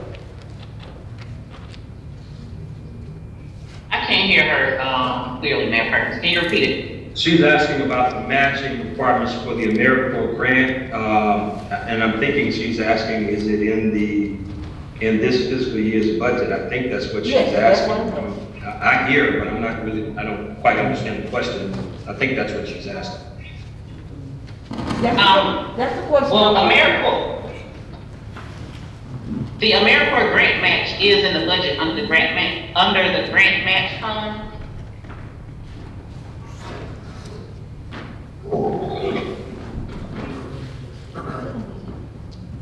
Did that answer your question? No, that didn't answer my question that I replied to. I asked, I know we have the AmeriCorps grant match fund. The amount of money that we match to the grant, that comes from AmeriCorps. Grant match, it's just like the grant match, and we previously had to match the grant fund that AmeriCorps had. Are we matching this time? The rules for the AmeriCorps grant have not changed. Okay. I just wanted to. Yes, ma'am. Okay, that's my question I wanted to ask, because at the time when we did the budget, but I didn't know until I went back through it and I seen that in there, and I wanted to ask you a question, were we matching back, the amount that we get back? If we use funds out of general fund to carry the AmeriCorps over, and then the grant matching that we be rewarded back the amount of money that we put into AmeriCorps. Councilwoman Thomas, if you want to give me a call tomorrow, maybe I can understand your question better. But what I can say is that AmeriCorps is in the grant match portion of the budget. For this fiscal year, there's $115,000 in there. Of course, as any grant, we have our cost share portion, and the grant has a cost share portion. And that's exactly what I just, at the question I did reply to you, that's what I asked you, that our matching to an AmeriCorps grant. You just replied what I asked. I can't hear her clearly. I think we answered her question. That's. Yes. I think That's what I'm asking. Okay. You proceed to the next item, Councilwoman Thomas. My next item is the resolution for, during the previous term when every 2 years we do a resolution for the municipality judge and the prosecutor.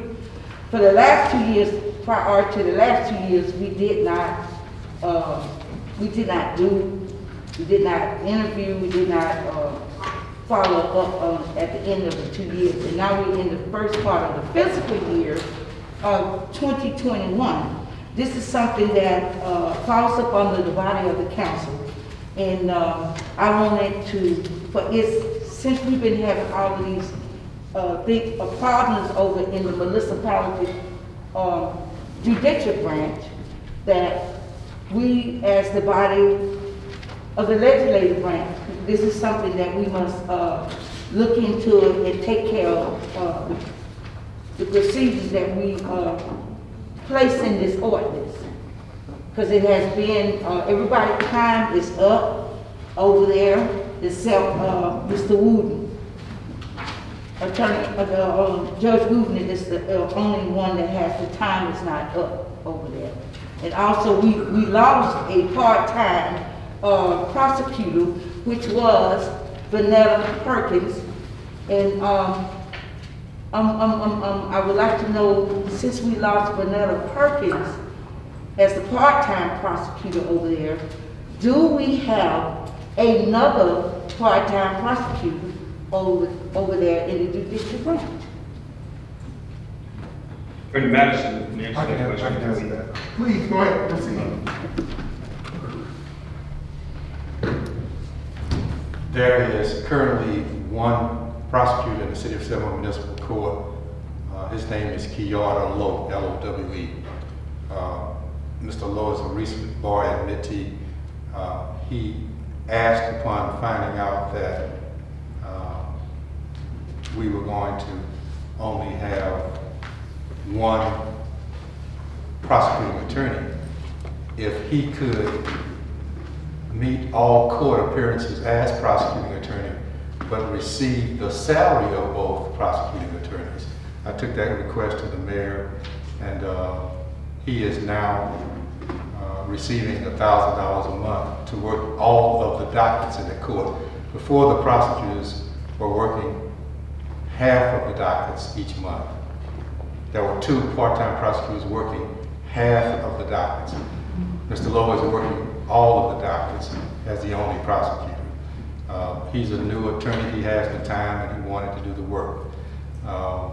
There's also a public defender, an attorney who is there specifically to represent indigent defendants.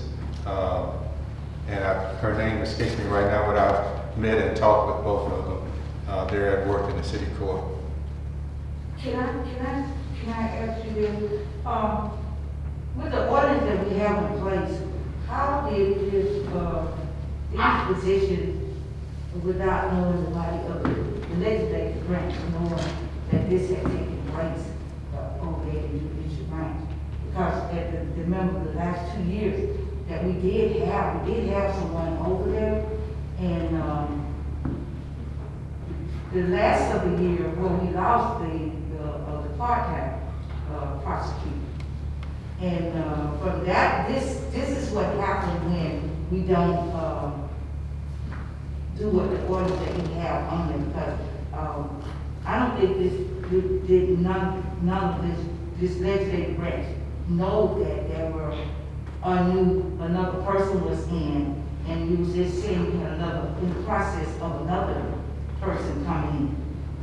Well, what actually happened? Every 2 years. What actually happened was one individual was ill, Attorney Green, and he retired, and another attorney resigned. So for a while we had 0 prosecutors, and that's why the action was taken to get a city prosecutor in the form of Attorney Lowe.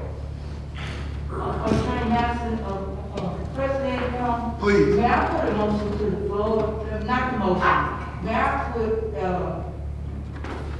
that we take this ordinance so we can get our judicial branch according to the way it's supposed to do in every 2 years? Because we're in the body of a new whole entire legislature, and there's some things that this legislative branch is supposed to, our duty to do, that we need to address this here. We need to take care of this. This is why we are in the situation that we are in. So I recommend that we put this ordinance on, for our councilman to our attorney to bring before us so we can move with this. Yes, I think what would be best practice is if Councilwoman Thomas and the attorney draft the appropriate resolution for us, because you are pointing out a duty and responsibility of this council, which is to make sure that the court is properly filled with the proper positions.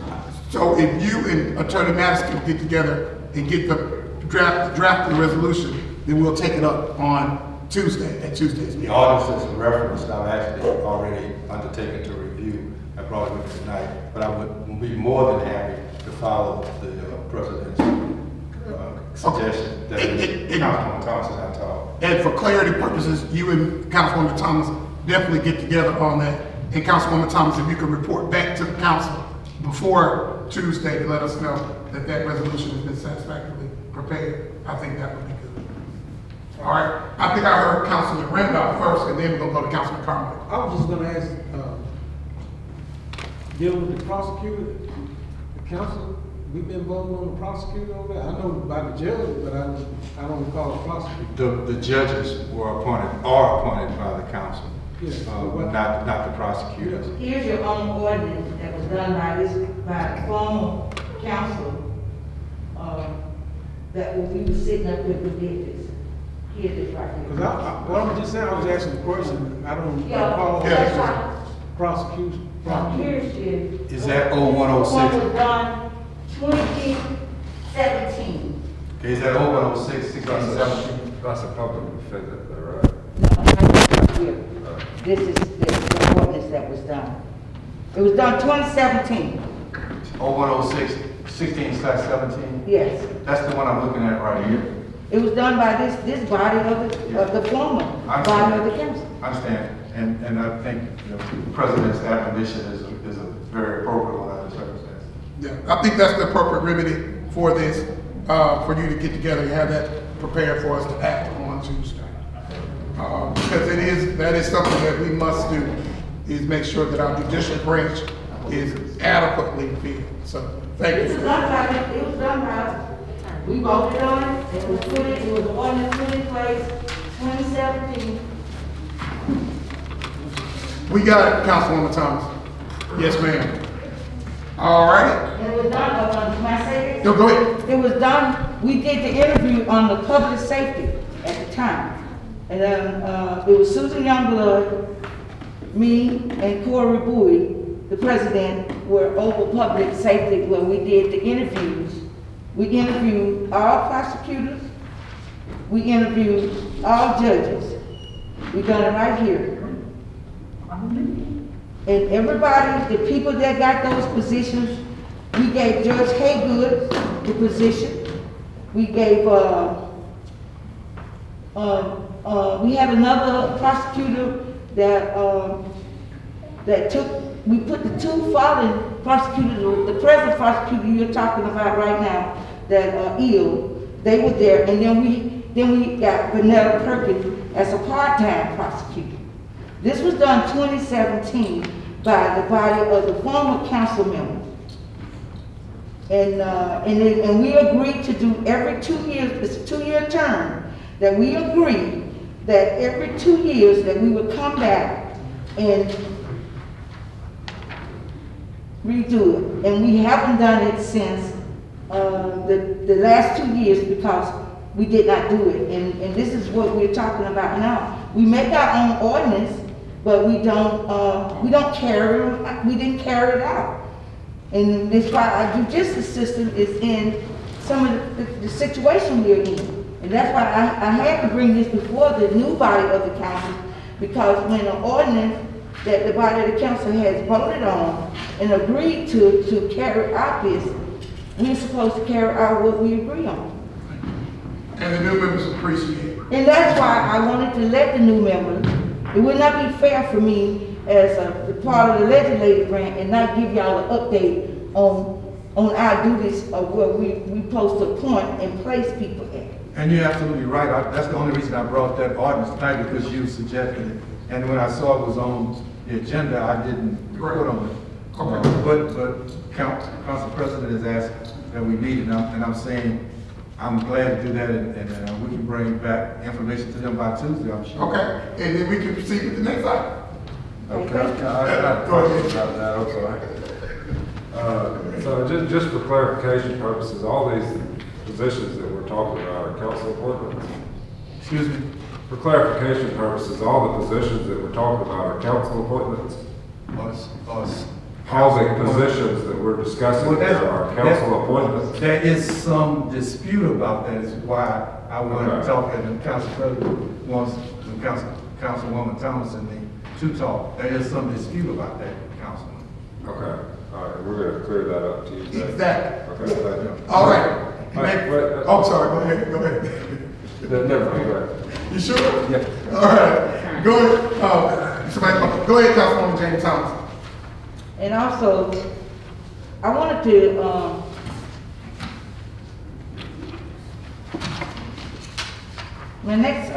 I think I would like to put this, I got some information tonight on, we did some updated on, during the time of Attorney Nunn was our attorney at that time. I think there is some more language out there that when we revive an ordinance dealing with code enforcement, because when we have city information out, what citizen looks up on, like we said, we have a Selma City code officer. And when you have that, where citizens can go and look up, say the job classification or required of that code officer, the citizen be looking for, if you send a code person out to someone, and they're working for the city of Selma, and the job classification that is listed under the city of Selma for this, saying you are code officer certified. When we have employees that go out to residents and like HR or talking to someone. and HR, the Young with Voting Rights Act at the Hold on 1 second. With the individual on Zoom that says iPhone, will you please mute your device? iPhone on Zoom, I don't know who that is. Please mute your device. Thank you. Proceed, Councilwoman Thomas. And that falls up under the council and the council administrator and the HR person, because it's a conflict of interest that we have put our laws under out. And the citizen go and look it up and they see where we are not following our own laws and we are sending people out to represent, to do the job high under there.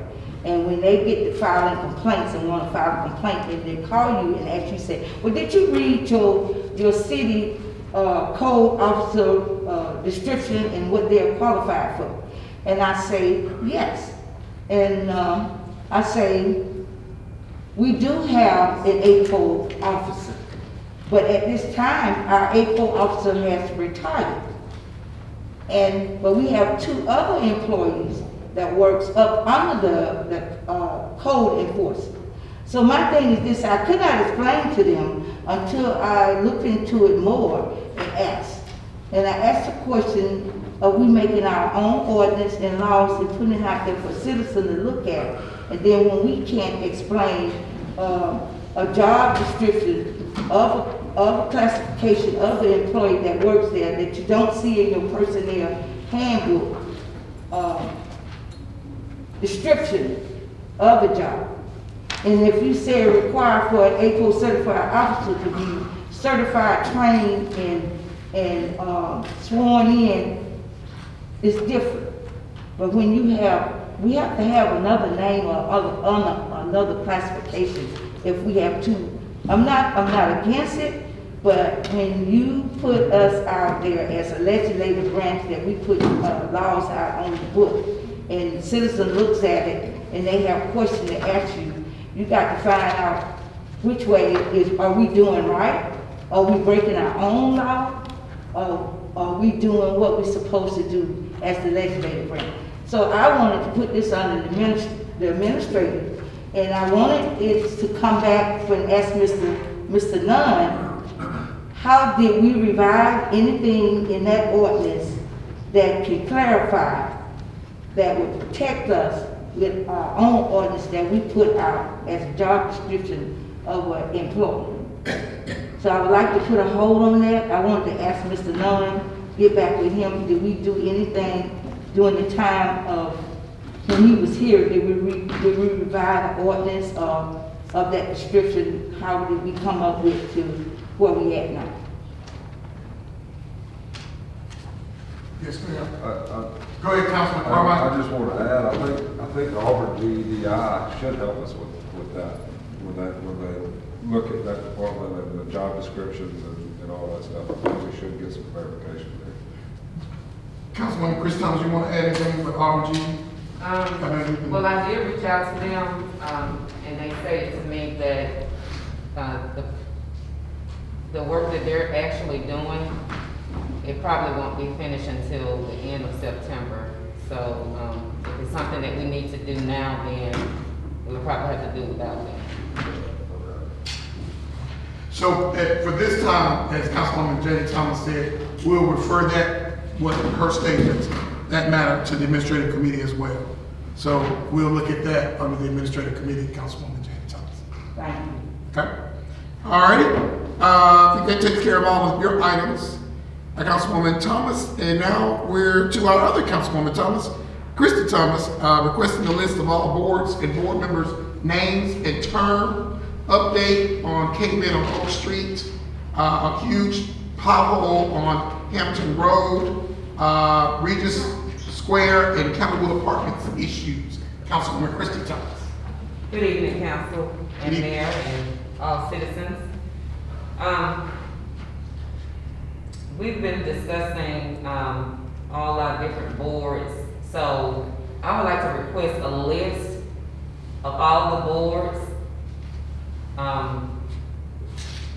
with the board members' names and terms and appointment authorities for each of these boards, so that the council will have an idea what boards are out there and what appointment authority we all have along with those names and terms.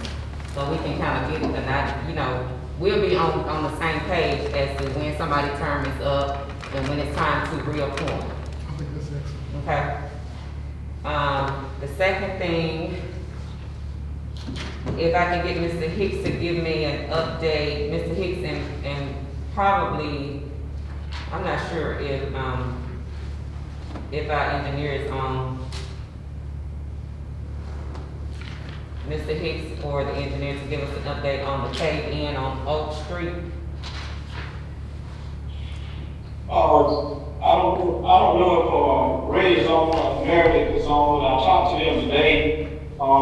They have, Bo was supposed to be going by there today to look at we pinpointed where the actual problem is. It's just a matter of getting someone over there to fix it. And I think the way they said it, the depth of it is that we may have to put something to keep it from caving in as they go down on it, because I don't know exactly the depth of it at this point, because we didn't get a chance to go that far. But we did have a company come in and scope it, and they did pinpoint the area of what's causing the cave in. And you got two issues there. You got the one that where I put the comb in, and then one of the next driveway going into that next driveway. But it is on the Ray mentioned today that Bo is going to go over there. I'm not sure if it's going to be tomorrow or by next week. It will be, but I know by next week.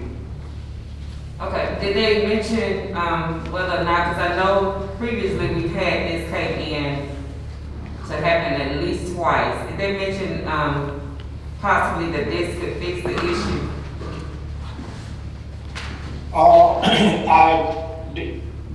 I'm not even sure that the contractor that did that job, I'm not familiar with them. Ray did, they may have to get that answer from Ray because he's more familiar with the person that did that work than I am. Okay. So it's gonna be a different company than the previous company that fixed it? Is that what you're saying? I couldn't understand you. Is it gonna be a different company that will be fixing this caveman? Yes, from what I understand, it will be, but I don't know how long it's been, because I don't know when that contract was done. I don't know if I don't think it's still on the warranty, but I will mention that to Ray and have him to give you a call and give you an update on it. Okay, so, cause it'd be good to know whether or not it's still on the contract, on warranty. And possibly they can come, that same company maybe, it may save the city some money. But we just need to make sure that it is done correct this time. Well, that's our intent. Thank you. You're welcome. Mr. Hicks, you can stay on. You know I love you. Y'all gonna stop picking on me. What can I do for you? The next thing is, I'm not sure, I've done several work orders for, some potholes, and one of them being on Hampton Road. Have you all got a chance to look at that? It's a huge pothole on Hampton Road in front of 511. We have a list of potholes that we're working on. The only reason that I did not run this week is because the machine, the motor on the fan went out. We had to order a fan, motor, so it should be in, and the mechanic gonna try to get it on tomorrow. And if they are running next week, we'll continue to start filling potholes. Now, with that being said, I'm glad all y'all together. How much money y'all got that y'all want to put to this, put in this pot for me to continue to fill up potholes? We finna get $3 million to use some of that money for infrastructure. So everybody got discretionary money, y'all need to pass the hat around so You we got can it in continue your to fill budget, up I heard. potholes, because I'm running out of money. I think it's in your budget, Mr. Hicks. Finna come across some money. How many have you done so far? I know it's over 500. How many? If my calculations are right, man, I think we read at 575, almost 580, somewhere over here. And we really hadn't touched the surface, really. Because there's a lot of side streets in communities that we have not even gotten into, because we try to get the worst ones first. But every time I turn around, there's always some worse than the other one, so, that's what we're on. 3.5 million. Okay, my next item is Regis. Y'all just know about giving no money? We get $3 million soon, so you can get some of that. We'll work through that, Mr. Hicks. Thank you, man. Why they want me to stop talking? Got real quiet, real quiet. Go ahead, Councilman Thomas. Okay, the next item, I'll be calling on Mr. Zeb Lee. I have been speaking with him on this issue, for Regis Square and Candlewood Apartments. There are, some major issues at both of these apartment complexes. Mainly the streets, they're huge, potholes in Regis Square and in Candlewood Apartments. And we need to come up with some kind of resolution because it's to the point where it's unbearable for cars to even drive through these areas. Mr. Hicks, I'm not sure if you've already gone out there to look, but if Mr. Zeb Lee will come on and kind of give me an update as to what he found out and what we need to do to fix some of these issues in these apartment complexes. Good afternoon, Madam City Council. I left Regis Square this morning. Won't see nobody there. However, there's a property manager located in Philadelphia, Pennsylvania. The manager's name is Mr. Noah Crab. Secretary will not give me his contact number. However, the local manager here, she called me this morning and she's on vacation. And she said she will be back Monday, and she realized that's a private property and the city's not responsible for it. They are gonna put in be processed Monday morning, acquiring a contract, fix that. And I will follow up next week on it. Okay. Kenilworth Department, I talked to the manager, she also knows that property. And she put in a request this morning to get their pothole filled. I'm gonna follow up on that. On the trash part, she said there's an ongoing problem. They got people coming from Harris Hill Department, dumping in their dump, throwing trash on the side of it. And the people coming in busy, having fun, just throwing trash on the ground. Fast as hell, maintenance man pick it up. It'll be the same way next week. Okay, what can we do to address that issue a little bit further? Because that also falls on the property owners as to keep actually trying to keep that area clean. There were some photos taken by code enforcement, and there was a couch sitting out by the dumpster.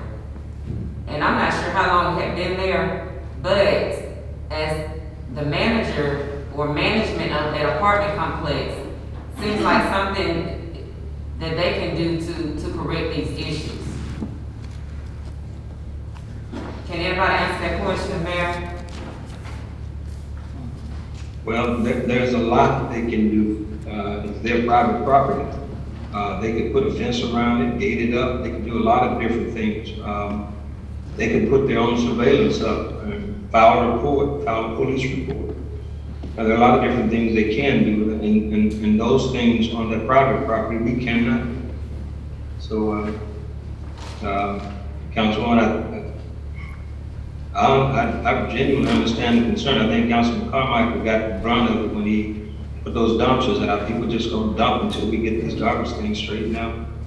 And so we're working on it. And I think when we get this garbage contract renegotiated and get that thing in place, I think we're gonna be in much better shape.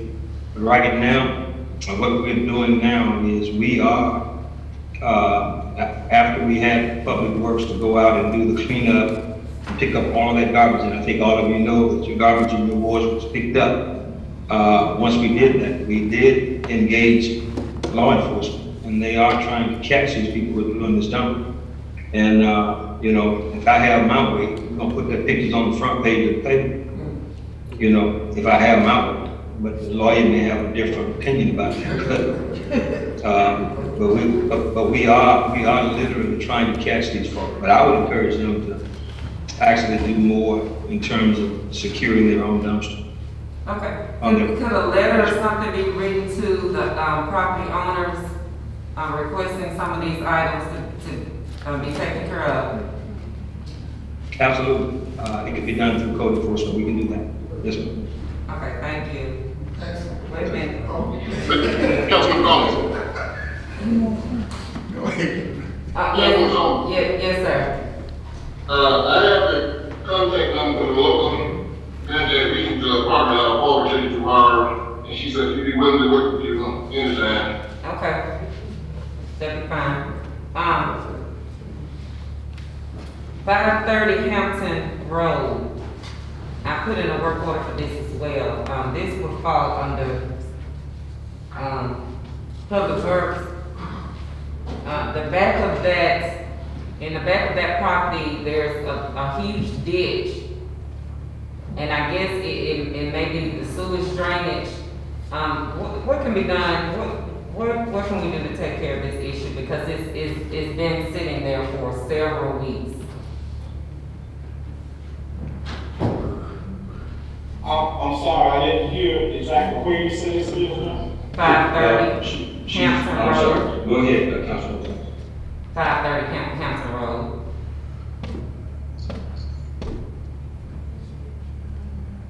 What was it now? Hampton Road, the drainage in the back of that property. You all went out there and looked at it. We're just trying to figure out when it can be cleaned out or whatever needs to be done because it's just sitting there. I'll give you. Hampton Franklin Road, there's a ditch behind some personal property that has been inspected, so if y'all went out and looked at it. Sewage drainage. She's just trying to get a timeline. With the way the weather been going, you know, it's kind of hard to give a direct timeline, but we will look into it next week. I can't tell you exactly what day, because I'm still kind of short on manpower, and some of my guys have been out sick, and had one had emergency surgery, another one is dealing with some family issues, so we are kind of still short-handed right now, but we'll try to get to it as soon as we can, maybe sometime next week. I can't give you the exact date right now. I don't know that you even have the equipment right now to clean out dishes, do you? No, well, no, I can't haul it if we did have it, because we're still looking for that trailer to come in. But I can go out there and look at something. I think I may be able to, my small excavator, I think we finally found a switch for it. It's just a matter of getting it in and getting it on. That's when I said maybe sometime next week. As soon as that gets here, we get it on and we can take that little small excavator out and do some work. I mean, it's not gonna do a big massive work, but take some relief off some. Okay. Thank you. President, one more. Please, go ahead. Since my colleague over here said that I need to get everything out tonight, I'm gonna do that. So, I'm sorry I didn't put it on the agenda, but, I wanted to request, that the traffic light on Bell Road and Medical Center Parkway, if we have some in stock, be changed out to a turn light rather than just a single light. Who do I need to address that to? That decision, it will be evaluated, that request will be evaluated and decided by the traffic division. Okay, I'm sorry, I failed to mention that I did speak with, the chief and Officer Gant on that, and they were in agreement with that light being changed out. And the traffic division would need to get the public works to have, give them something documented. And that was on, what location was that again? That was Bell Road and Medical Center Parkway. Medical Center Parkway, Devil, Medical Center Parkway, that's not, is that state? That's not state. No. That's a state. No, We may not be able We to have it now. a state opposition. I don't know, I have to check this. Seems like it's a state route, but I'm not sure, I'm not sure, but I have to check, we have to check this. that particular light there is a state light, if I'm not mistaken. If you're talking about the one there in front of Pastor Crumb's church at Bell Road. Yes, I think that's what she's talking about. I was told that the lights were. We would have to go through DOT to do that, and that's gonna take state authorization, and, I mean, they're not really high about changing the license. We'll have a conversation with you directly. Attorney Madison. Was that something, because I seem like I remember something about those lights being donated to the city. Am I right? I think that happened on Highland. I'm not sure about any other locations. You mean old lights that were changed out? Or new lights being put in? Certain lights, certain traffic lights were donated to the city. Councilwoman Thomas, do you remember that? Oh. Yeah, it was, this town from, they were coming through Councilwoman Jackson. That's historic traffic lights. Those are the only lights that came, that were donated, were gonna be donated to us. Okay. On the ward. Okay.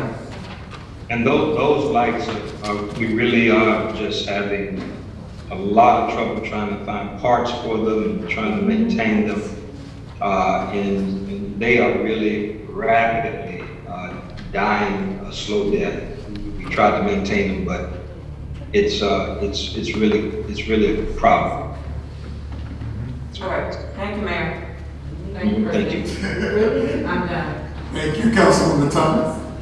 All right, now we're on to our next item. That's going to be contract with Curbs Board 3, Councilman Clay Carmichael. Can I follow up on that last item with those traffic lights right quick? Sure, go ahead. Mayor, what's come of those, lights? I know I sent you some information on that a couple of months back on those lights that were donated, and, I haven't heard back from, Yeah, that gentleman, I can't call his name right off, but he has this is his light, this is his hobby. He goes around and identifies old lights, and he knows Selma is a historic town, and he's always trying to get us old lights to put up in Selma to maintain them. But I'm just saying it's getting harder and harder to deal with that. I did not respond to his offer this time affirmatively. Because I think we really need to be retiring those units now. We need to be walking through and retiring. okay, you're saying we're not gonna accept that donation? Yes. I think it would be ill-advised to do so at this point. Because to accept them and not have the intention of using them, I think that's just this. Will you reply to him and copy me on that, please, and let him know that?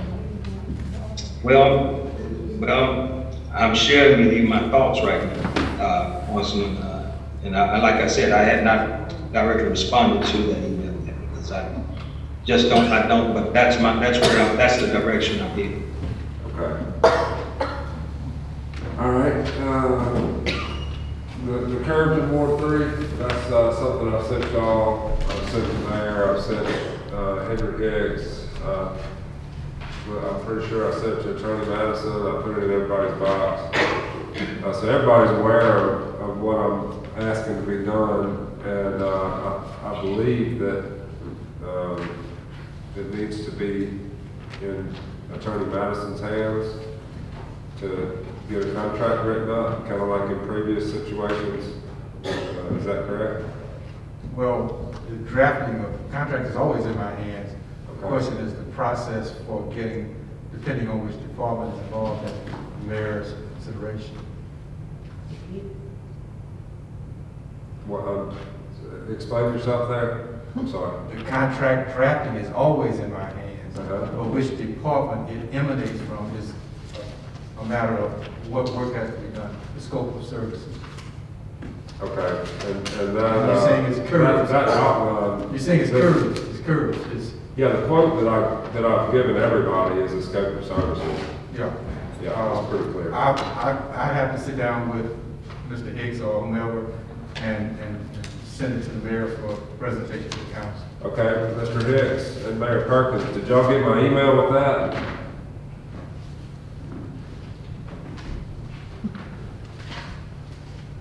I'm sorry, I heard some of that, but I didn't catch all of it. What was that? Did y'all get my email with the quote that Snow's Cleaning Service gave me and the rest of the city council?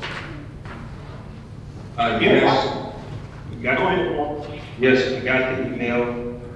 I had a conversation with Mr. Snow this week to explain to him the process of what we're doing in terms through Public Works to get all of this work done.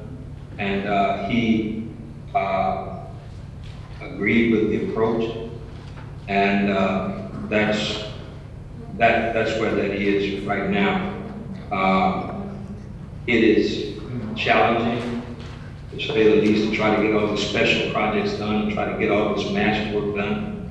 We're just not fully staffed yet, guys, to try to do these special projects like this.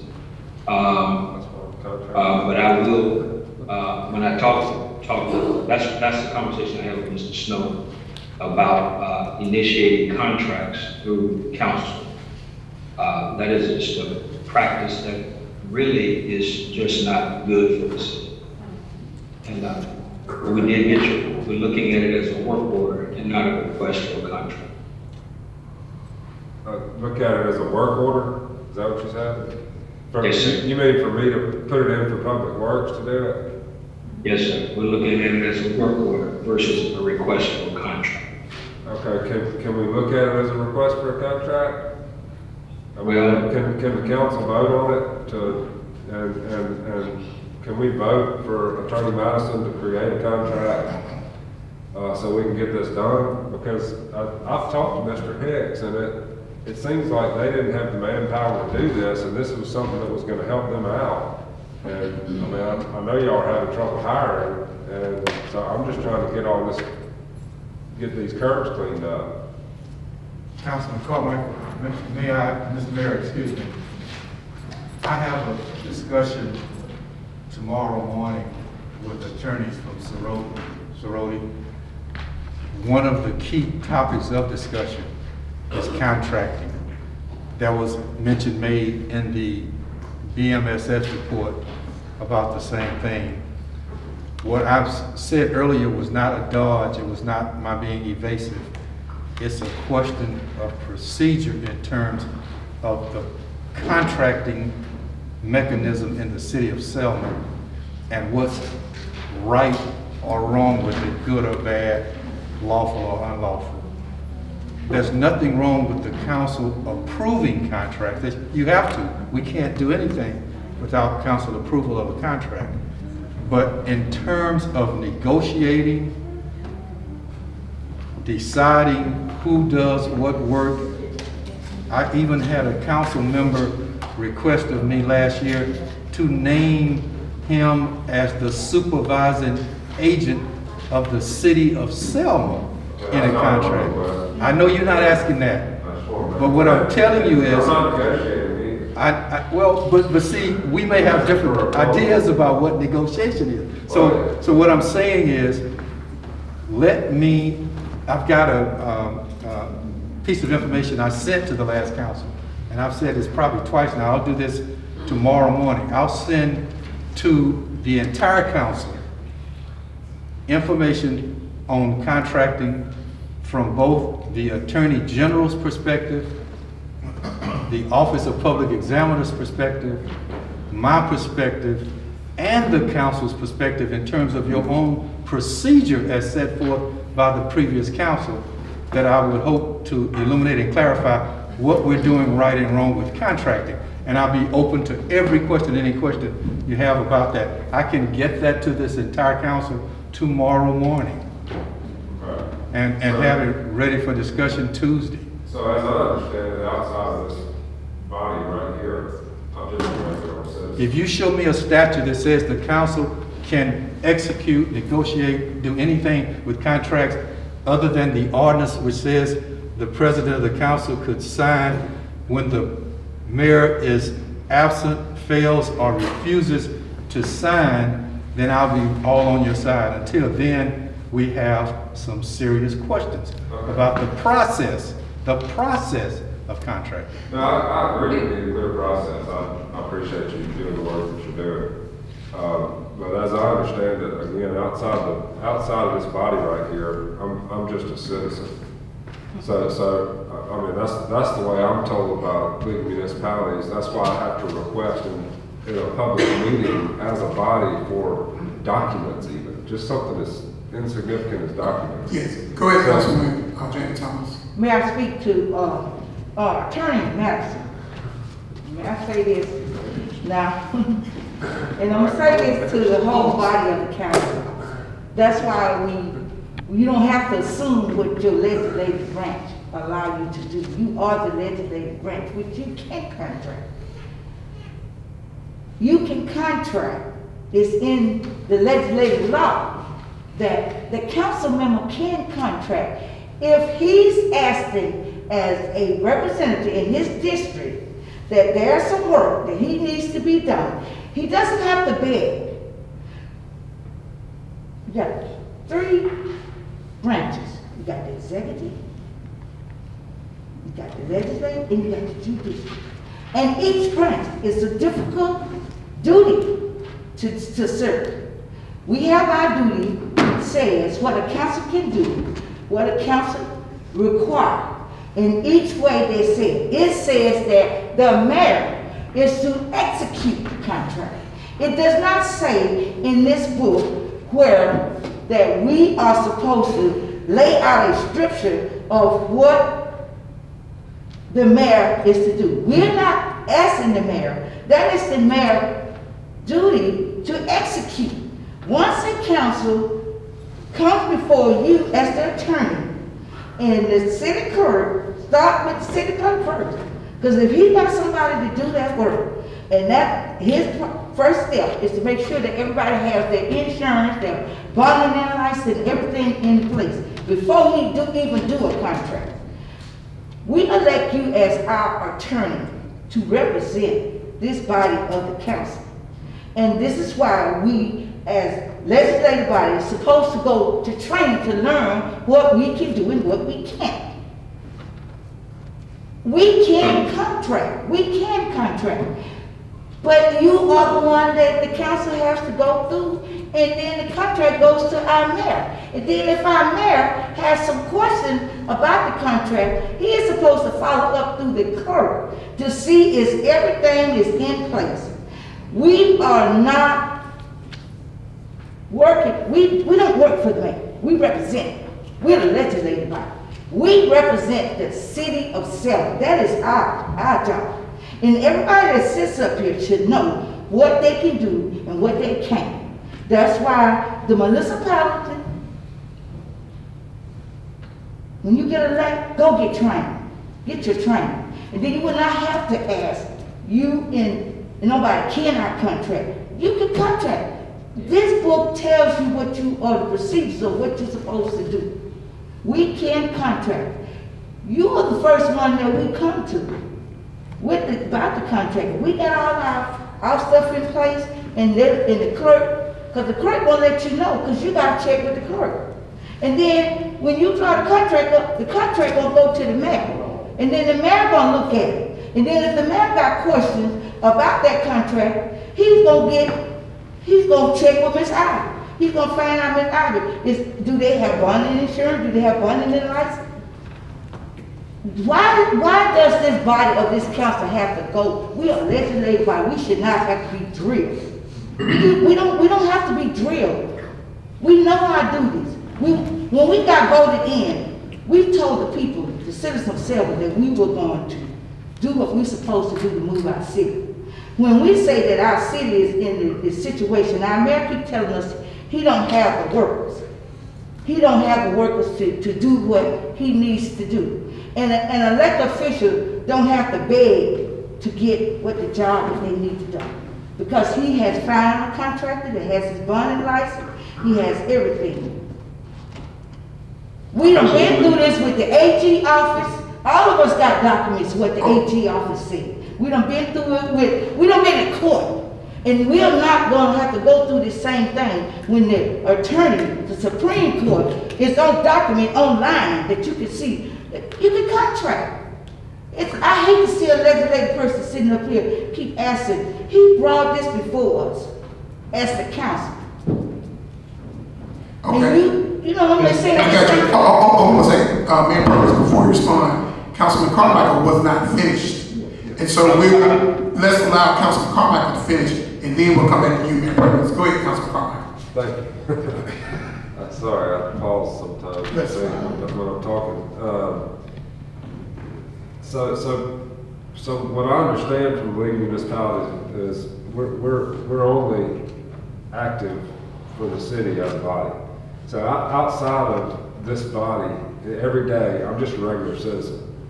If a regular citizen comes before the council here and gets a quote from somebody to do some work in the ward for the good of the public, can we not take that and vote on it and say we need that done, and I'll use my discretionary funds from that ward, but because it's for the good of the ward.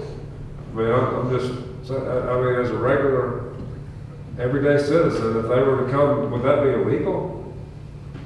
If I'm not mistaken, Councilman, I never said I didn't say you said no to anything you asked. What I responded to was the questions you were asking would have to be dealt with first by a department, and you correctly, we both correctly identified Public Works. And then I said, and the mayor would need to review it because he has to sign it. I never said you could not request that a contract be done. What I said was the process, and I emphasize the word process, not requesting a contract, not asking for work to be done. So I also you're not suggested- holding this up because you're not sure if this is the right process. No, I'm almost convinced it's not, but I said tomorrow morning, I will be talking with 2 other attorneys from a firm that this body has authorized to review legally some of the things going on in the city, one of which is contracting. We're going to be discussing that. BMSS mentioned in their report tonight. I've read the whole thing. I know that. Right, they mentioned the same issue, and they were questioned about the Office of Public Examiner's report maybe being inconsistent or inaccurate. My point again is, we're all going in the same direction. My question is to whether or not we're going in the same manner or the same way. And I asked to wait until tomorrow morning for me to even talk with these attorneys, which would allow me to have an answer even more expressly to your point, but before Tuesday, actually. I'm not concerned with stopping any work from getting done. I know that when there were not enough public works employees, contracting had to be done. I know that the council passed the ordinance they did to sign off on contracts because the mayor would not. I know all of that. What I'm asking is that we all come to an agreement on the process, and I offered to send a copy of the Attorney General's response to my request. There were actually 2 Attorney General. There were 2 requests to the Attorney General's office, one from the council, one from the mayor. I ask that you allow me to send you that answer, a copy of your own policy as approved by the previous council, and a letter I drafted on contracting to you tomorrow morning.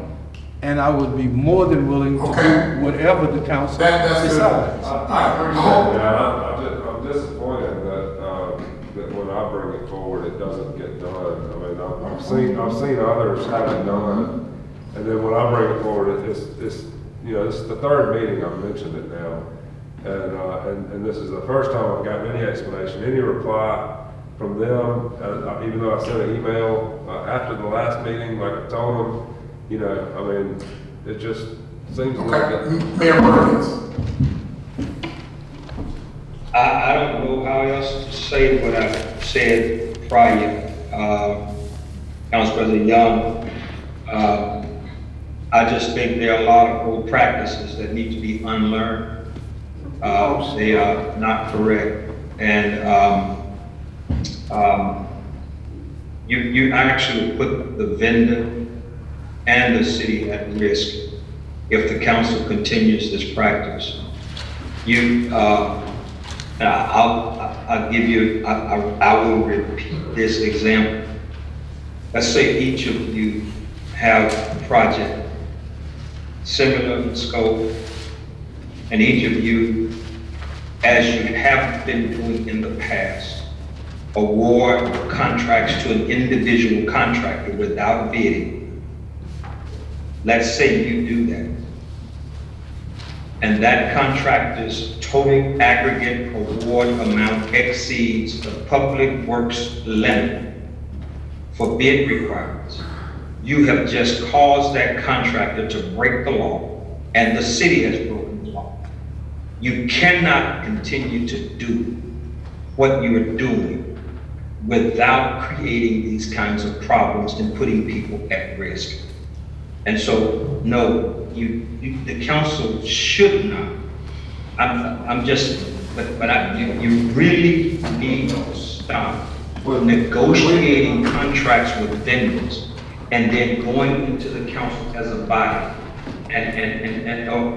or asking me to execute a contract that you have negotiated. That is just inappropriate. It's not right, and that's the only thing. That's the only way I can explain it. Okay. Thank you, Mayor. I'm going to say something, and then I'll go to Councilman Johnson. In that scenario you just provided, Mayor, understand the fact pattern and what you're saying, how the council would have caused that vendor to have violated the bid law if that were to take place. But what we are supposed to have is procedures in place that if a council person, if there was a contract that was approved by this council, then someone needs to be keeping up with how much we're using with that particular vendor so that we would not be violating the bid law. That is something that we, our finance person, whether that's the treasurer or whether that's going to be the city attorney or both, or keeping up with that information, our clerk, those are the things in the BMSS letter that they were talking about, that we need to make sure we have written policies and procedures to let us know what we're talking about, what we're doing. So I think that scenario that Mayor pointed out is a fine example to use. But if we were doing that, if we had the people doing what they're supposed to do, then no one would violate the bid law. Now, from the readings that I've had a chance to do, and I've started to turn attention towards this contracting issue that we have precipitated for a very long time. We need to know legally those things that fall outside of entering into contracts and executing contracts, because those are two legal definitions in which we're going by now. Entering into, we know that the law provides that the mayor has the power to enter into contracts and also to execute contracts. Now, in the world of contract law, there's a lot of other things involved in contracts that are outside of execution and entering into. And so I think that as you have those discussions with Cerrone, that we get a broad picture here, a clearer picture of exactly what people can do, what one branch has the authority to do, because while that branch has the authority to do that, the other branch may not be prevented from doing other things related to contracts. These are legal issues. They are complex legal issues. They won't get decided with just this council, because this will always be a legal issue involving contracts. That's just how the law works, everybody. There's always going to be another caveat that comes up later on that no one has anticipated. So for this particular juncture, as what Councilman Carmichael presented, and as I'm glad to hear that you had that discussion with Cerrone on that, and I'm glad to hear that you're sending that information to us regarding those AG's opinions for those requests submitted by the former mayor and also the former council. That will help us do what is legal and what is proper under Alabama and federal law. So I think tonight it's not going to happen in the work session. But I think that this dialogue with the mayor stating what he said, and he said it many times, and Councilman Carmichael putting it out there, and Councilwoman Jenny Thompson, I think this is good, healthy discussion in a work session to take place. But I'm hoping that on Tuesday's meeting, that we do more action and not talking. This is a good time to talk about these things, but let's be prepared to vote and to act on things on Tuesday. I saw Councilman Michael Johnson. Go ahead, sir. Thank you, President. Back here, the last administration, before the last mayor went out, me and him both had got together to do a contract right there on the corner of Washington and Alabama, right there by on-time fashion. It was horrible there. They one calls me and him probably put together our oil lease roughly close to $16,000, $18,000 a piece. I want to thank this administration along with public work. I didn't have to spend my oil lease money because they did it. They fixed it. It looked smooth right across there, and it is a matter of being patient. The work request was in. Also, I had a contract in which I talked to the mayor now about, and Mr. Hicks. Me and Mr. Hicks rolled out on Ray Street by the cemetery. By opening that up, I closed that street because the people was dumping all kinds of garbage and everything back there. Me and Mr. Hicks went there and rolled it out. I had a $6,000 contract through the last administration, but after I heard the mayor said, let's cancel this and get the public work and get it done. I'm waiting patiently to get that done. So equipment we needed, couldn't get it. So we wait manpower trying to get done. So that way, that $6,000, which I'm pretty sure gonna be more now, because the garbage done got worse now, and the trees done grown out. So a little amount of time, there was a work request is to open Ray Street back up. I got them blocked off because they was making that out of dumping site. So right now, I'm saving money out of the discretionary and my oil lease money. So by allowing the public work to do it. So in that work, I can use that money and I'm doing something else. It's just a matter of being patient and giving the public work and the mayor time to get the job done. You all can do what you want, but I'm waiting. Because like I said, I'm seeing results getting done. And you all can ride by on the corner of Washington and Alabama and see the work that's done. They did some work while I was in a meeting, and it cost better $20,000 standing behind the Ziegler's to add on some stuff. There's money thrown away. Then you go back up now to that again, when I could allow the city could have did it, if we had waited patiently. So again, my point is, council has a choice, but I'm gonna wait on them not doing it, and allow the city workers to do what needs to be done. I hear what you're saying, Councilman Johnson, thank you. We will now, I'm sorry, Councilwoman Jamie Thomas. You know, as a, you know, I hear council people talking, but you gotta go by the law. If the legislative law puts something in the book that gives the council authority, you got a legislative branch and you got an executive branch. The executive branch keep knocking the legislative branch from moving, doing anything. We got an attorney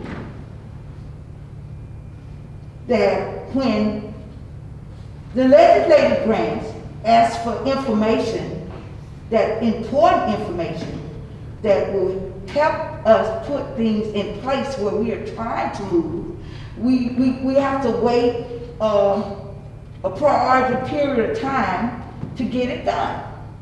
This is business. We are not Tuesday, the second Tuesday and the fourth Tuesday is business of the city.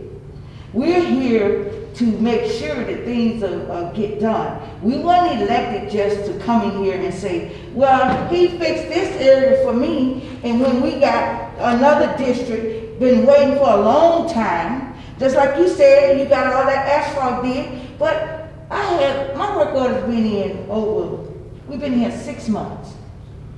6 months for potholes. 6 months. I went through my whole ward because everybody was complaining, people gonna file lawsuits about their car getting damaged. They're getting this. And then when they come here and file a claim, and I will not lie, my record put in there to show that I put this in for that work to be done, to be fixed. And we get citizens get turned down. When we were elected, we were here sworn in to serve the citizen and do what we're supposed to do. And if we all stay in I stay in my lane as the legislative branch. Sometimes people might not like what you say, but you're telling the truth. You can't be the executive and then block the legislative from moving, trying to do something. We all elected for each district to do what we're supposed to do. And if our district look bad, we have to sit and wait for grass to grow high. We hear this. When before the mayor came in, the mayor walked the streets. He knew what the neighborhoods looked like. The mayor had walked up on some city council doing work in their neighborhood. And what the mayor told us, we gonna take care of this here. Ain't no council got no business out here trying to clean up or trying to do nothing, trying to keep the neighborhood up. Now we got the mayor. The mayor's in the office. We gave the mayor money to put these people in places. He said he needed his staff. He has his staff. He came back and told us we need to give raises to get employees back to work. We give him what he asked for. If the department head said they need equipment, we give them equipment. We give them everything. So the council people have to sit back and wait. Because one council person getting his ward taken care of and get pothole fixed, and the next ward got to wait another 2. You got eight districts to work in. Yes, ma'am. 8. Councilwoman Thomas, thank you. We have spent, I'm going to get you, Councilwoman James. We've spent a great deal of time on these items. We've been given a lot of discretion with the amount of time, but we are going to wrap up this item because we want to finish up. Councilwoman Lisa James. I've been sitting here, I've been listening. You know, we don't need to point no fingers at anybody. the citizens don't want to hear what we're talking about now. They want to see actions, they want to see us unity, they want to see us work together. We don't need to be pointing fingers at the mayor this, the council this. Let's work together. It's not about who had done what. The citizens don't want to hear that. Y'all, come on, let's get together and work for the people. If somebody needs something done, let's work through it. We just said let the attorney do what he got to do and come back and see what we got to do. We don't have to go to this thing about what somebody said. We have to be very careful about our words. We got to be very careful on this council about our words.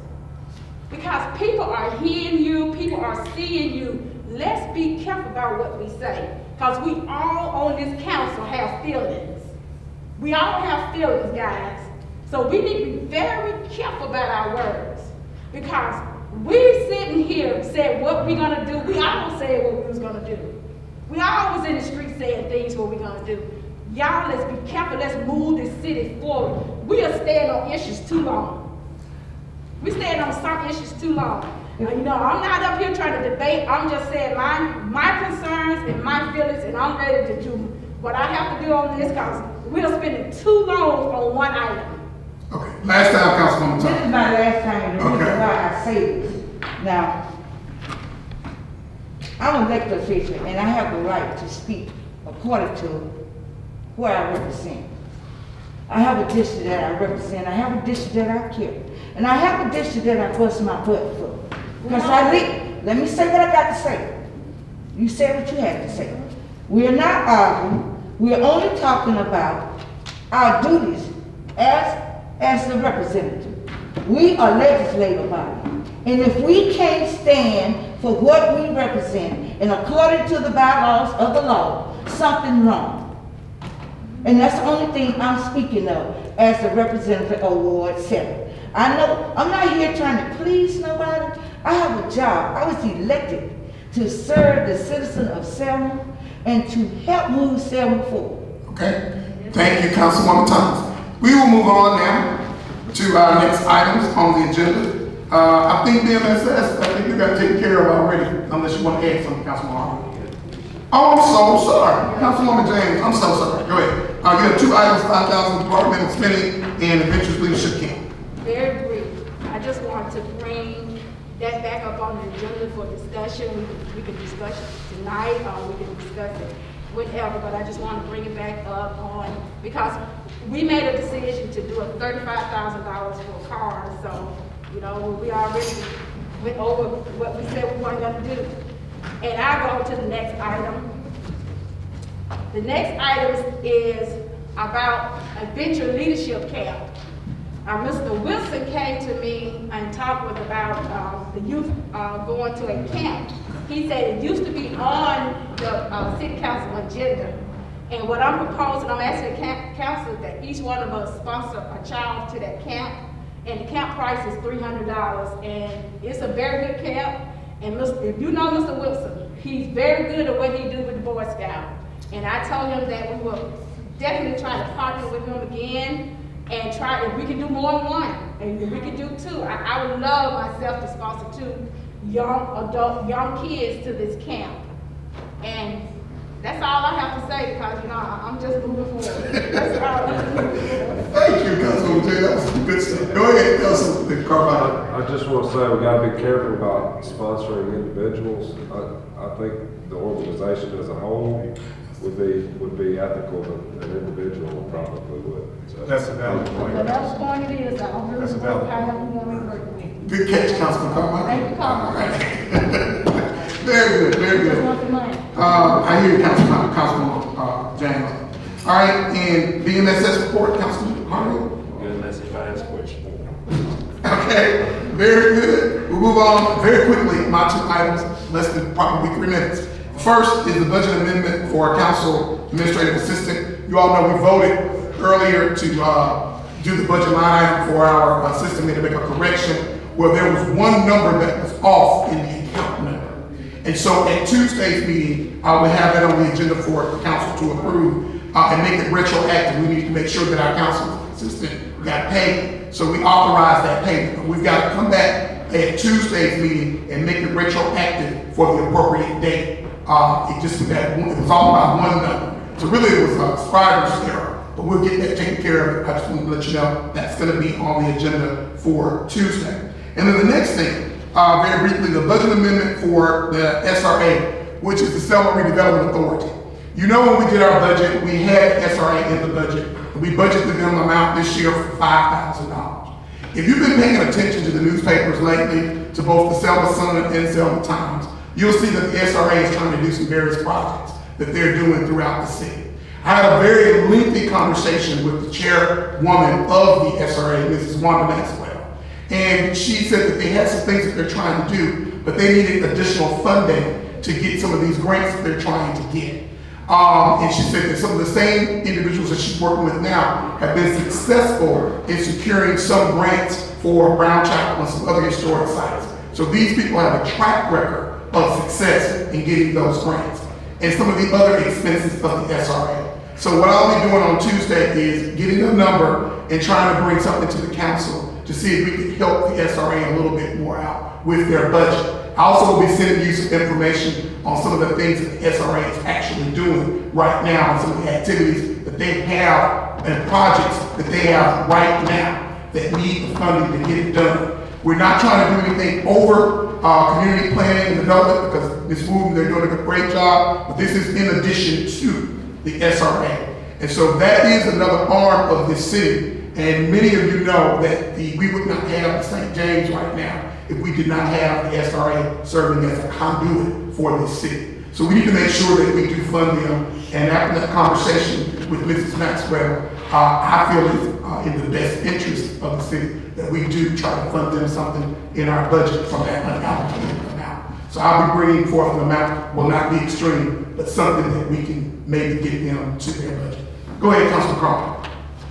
Since you mentioned budget amendments, I just want to touch on my request for the amended budget, and this is going to be my third request. We need to see the budget as it's been amended up to this point because we've had line items change, and I'm wondering if we can get that before Tuesday's meeting before we have a vote to change it another time here. If we could just get a copy of our budget, it doesn't have to have the Excel, formulas in there, but just something with all the amendments that have taken place up to this point. And I really think we should probably get a budget every time something's amended. I mean, we need to be looking at our budget. And we need to be looking at what we voted on last Tuesday right now when we're talking about what we're going to vote on next Tuesday. I mean, this is something that we need these documents here in front of us every meeting. And so I don't know if we can put something in writing that we can vote on to get that done, or if we need to take a vote to have that to where we make sure we get that document for every meeting. Is there some way we can move forward with that? Do we need a resolution for a procedure or a policy to have in place that we need a certain document for every meeting? I don't think so. You just asked. I think you just did ask. I did just ask, but I'm saying so I don't have to ask. So every meeting, if the budget is amended at the last meeting, we have a new amended budget. Well, you're talking policy now, and that's a policy decision for the council. Right, that's what I'm asking. Yes, sir. All right, so we would need to put that in writing. And I would probably be the one to draft it for you. Okay, all right. Sounds good. Okay. And you can put a time, like if you want to get it every month or what do you perceive to be the budget? What specifically are you referring to when you say a copy of the budget every meeting? Our budget, I mean the general fund budget. The amendments. And the amended, as it's amended. So I mean, if something hasn't been amended, then we don't need, anything but that page. But if that department, because I know we've swapped line items and moved some funds around, And I think we need to have that in front of us after that happens. Yeah, I think I understand what you're saying. It's all of me. I want to speak to this. I don't even know that we've gotten the final budget that we voted on. Well, that's a process that I want to try and see if I can explain it. The document put together, the Excel spreadsheet to prepare a budget for council, those numbers are transferred to the New World system. And then at that point, your budget is maintained in the New World system so that when you get your budget to actual report each month, that is your updated budget compared to your actual spending. Ms. Oliver, you may want to, if I'm wrong, correct me at this point. No, sir, you're correct. So if you're looking for that spreadsheet to be updated each time you spend money, that's not how this process works. Not each time we spend money, no, sir. When we amend the budget, so when we move something from one line item to another, or if we add $10,000 for the SRA, or if we add a grant that's $5,500 for the mitigation grant, anything like that where we've amended the budget, I think that we should have that amended budget given to us. There's an amendment line item in your budget to actual report where those amendments are reflected. When we, am I right, Ms. Oliver? Yes. let me ask you a question. When we vote to amend the budget, where is that documented? Is that documented in an Excel spreadsheet that then flows through to our software? No, that was a convenient way to try to get a budget in front of the council. But once that's done, those numbers are transferred to the actual system that's used on a daily basis. Okay. The Excel spreadsheet is not maintained that way. Those numbers go directly into the New World system. I'm not saying we have to have an Excel spreadsheet. I'm just saying a document, period. It doesn't have to be, you said a couple of meetings ago that you would get me a document, or you would get us a document that did not have the formulas in it. I asked for that, and you said you did not share the formulas, and that you'd get us a document with just the numbers in it. I emailed that to you. Sir? I emailed that to you. No, sir, you have not. Yes, I did. Now, maybe the system didn't transmit it, but I emailed that to you. I'll go back and check it. Okay, thank you. Mayor, can I ask a question? On that New World system, is there a way to export it to a PDF? If you do receive with the report that you're asking me if you can get it electronically, I don't know the answer to that, Ms. Oliver. They're asking if the hard copy report that they received from New World Budget to Actual, can they get that electronically? They get it electronically. I used to see it all the time. I send it electronically. I send them an electronic copy, and then I provide a hard copy of the report. I'm asking about the amendments. Say for instance, if you go in and you amend a line item, for whichever, say if you moving funds from one line item to the other one, when you go down your budget to actual, you look for that line item. In the second column, it says amended. Anything that's been amended, if a department head has done a budget adjustment, it'll show in that amended column. You have a budgeted column, an amended column, and then the third column. And that's the final one. So any amendments or any adjustments that's been done will be found in that middle column. Okay. So can we get the budget like we're given, that we approve, the budget that we approve, like that we look at, can we get that document amended? I'm requesting that. No, because it's not even designed to do that. If you look at it, there is no feature in that Excel spreadsheet. That was not an Excel spreadsheet, that was a PDF. And you said that you could get us a PDF. What did you send me an email? I sent you the Excel spreadsheet without the formulas, as you requested. Okay, will you send I it sent to you me the again? numbers in the Excel spreadsheet without the formulas. Will you have, did you send it to the whole council or just me? I'd have to go back and check. That was done over a week ago. I'd have to go back and check. Okay, we all need it, and what I think we're saying, and it seems like everybody's in agreement, is we need to be able to look at those numbers at every council meeting. Okay. Yeah, I think I understand the confusion. The Excel spreadsheet was a convenient way to put the budget together for you.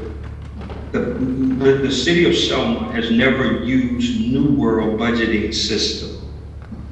And it's never been used before, to my knowledge. And so what we've done is we put together that Excel spreadsheet. I was surprised it was still being used. And I've said this before, because I designed it in 2000. But when we got back in here, all of the formulas were wrong. And so I took the time to rewrite it so that we could quickly put a budget together. That's what that was. But when you approve that, those numbers were transferred to the document that you see every month, the budget to actual report. And I think we probably, Ms. Oliver, need to do some training so that they can actually understand how to read that report.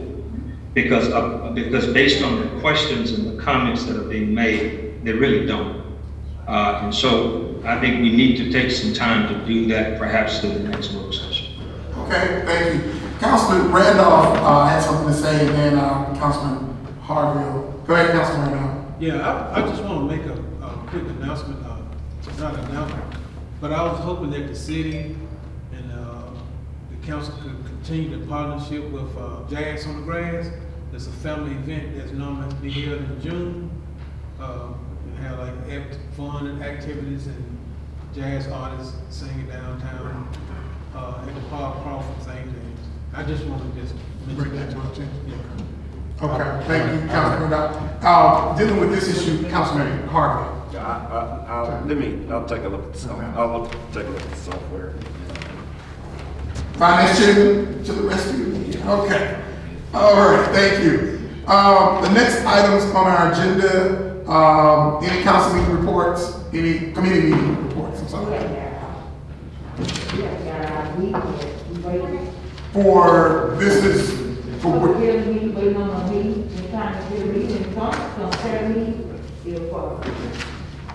To my public buildings, okay. I've been waiting to have a public building. And who's on your committee? Well, you know, Atkins and Harvey. Okay. But, we need to have that public building. Okay. So Councilman Harville and Councilman Jennison, who's in his absence, Council Secretary. Council Secretary, can you start an email to those council members, Councilwoman Jane Thomas, Councilman Atkins Jennison, and Council Troy Harville, and get some dates together and see what date is best for them. Throw out maybe 3 or 4 dates and see what dates are best for all three. The problem I need to find from you, Councilman Harvey is, you don't get home till late, bro. It'll have to be after 6, right? I'm never here. I mean, if I have enough time in advance, I can adjust my schedule. I can accommodate. If you and Councilman Jemison can tell me what day you want to do it, I'll adjust my schedule. As long as I don't have anything that's absolutely. What I'm saying, you work in the city of Selma? No, I don't.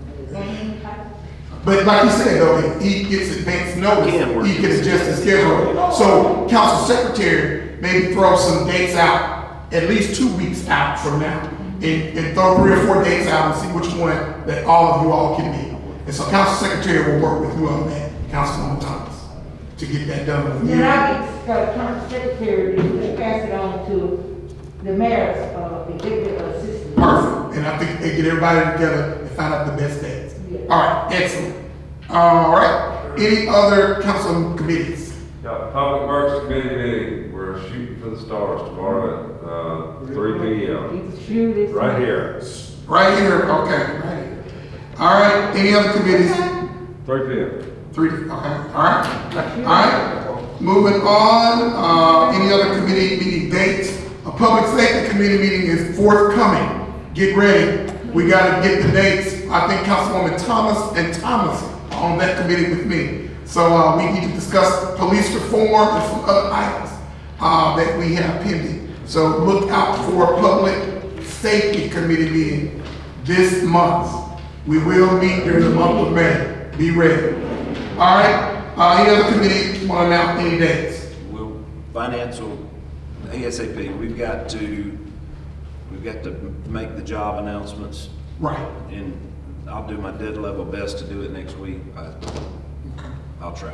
And I'll coordinate with you so I won't interfere with public safety. Okay. Excellent. All right. COVID-19 has been taken care of by COVID. Anything else? Thank you, Councilwoman James. Several of us next week, is the next week, we will be traveling to Huntsville along with the mayor for training.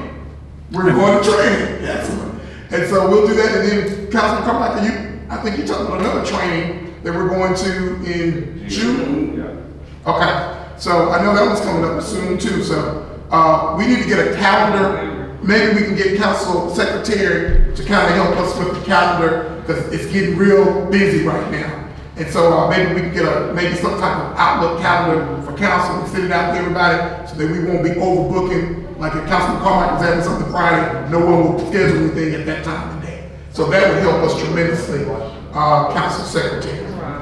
Anything else? Yeah, and I would like to go to Orange Creek, Alabama. They have a very municipality league, and I think it's combined with commissioners from other Great. Okay, before we go, one thing. Last week, we had the opportunity to attend the State of the City address, which was given by our honorable mayor, and I must say that it was a fine address, and I would like for all of us to thank Mayor Perkins for giving the State of the City address last week. I enjoyed it immensely. Like things you said, we are we're working together. I'm just going to add we're a work in progress too. And so we'll continue to work together for progress. With that said, there's nothing else on our agenda. This meeting stands adjourned. Thank you so much.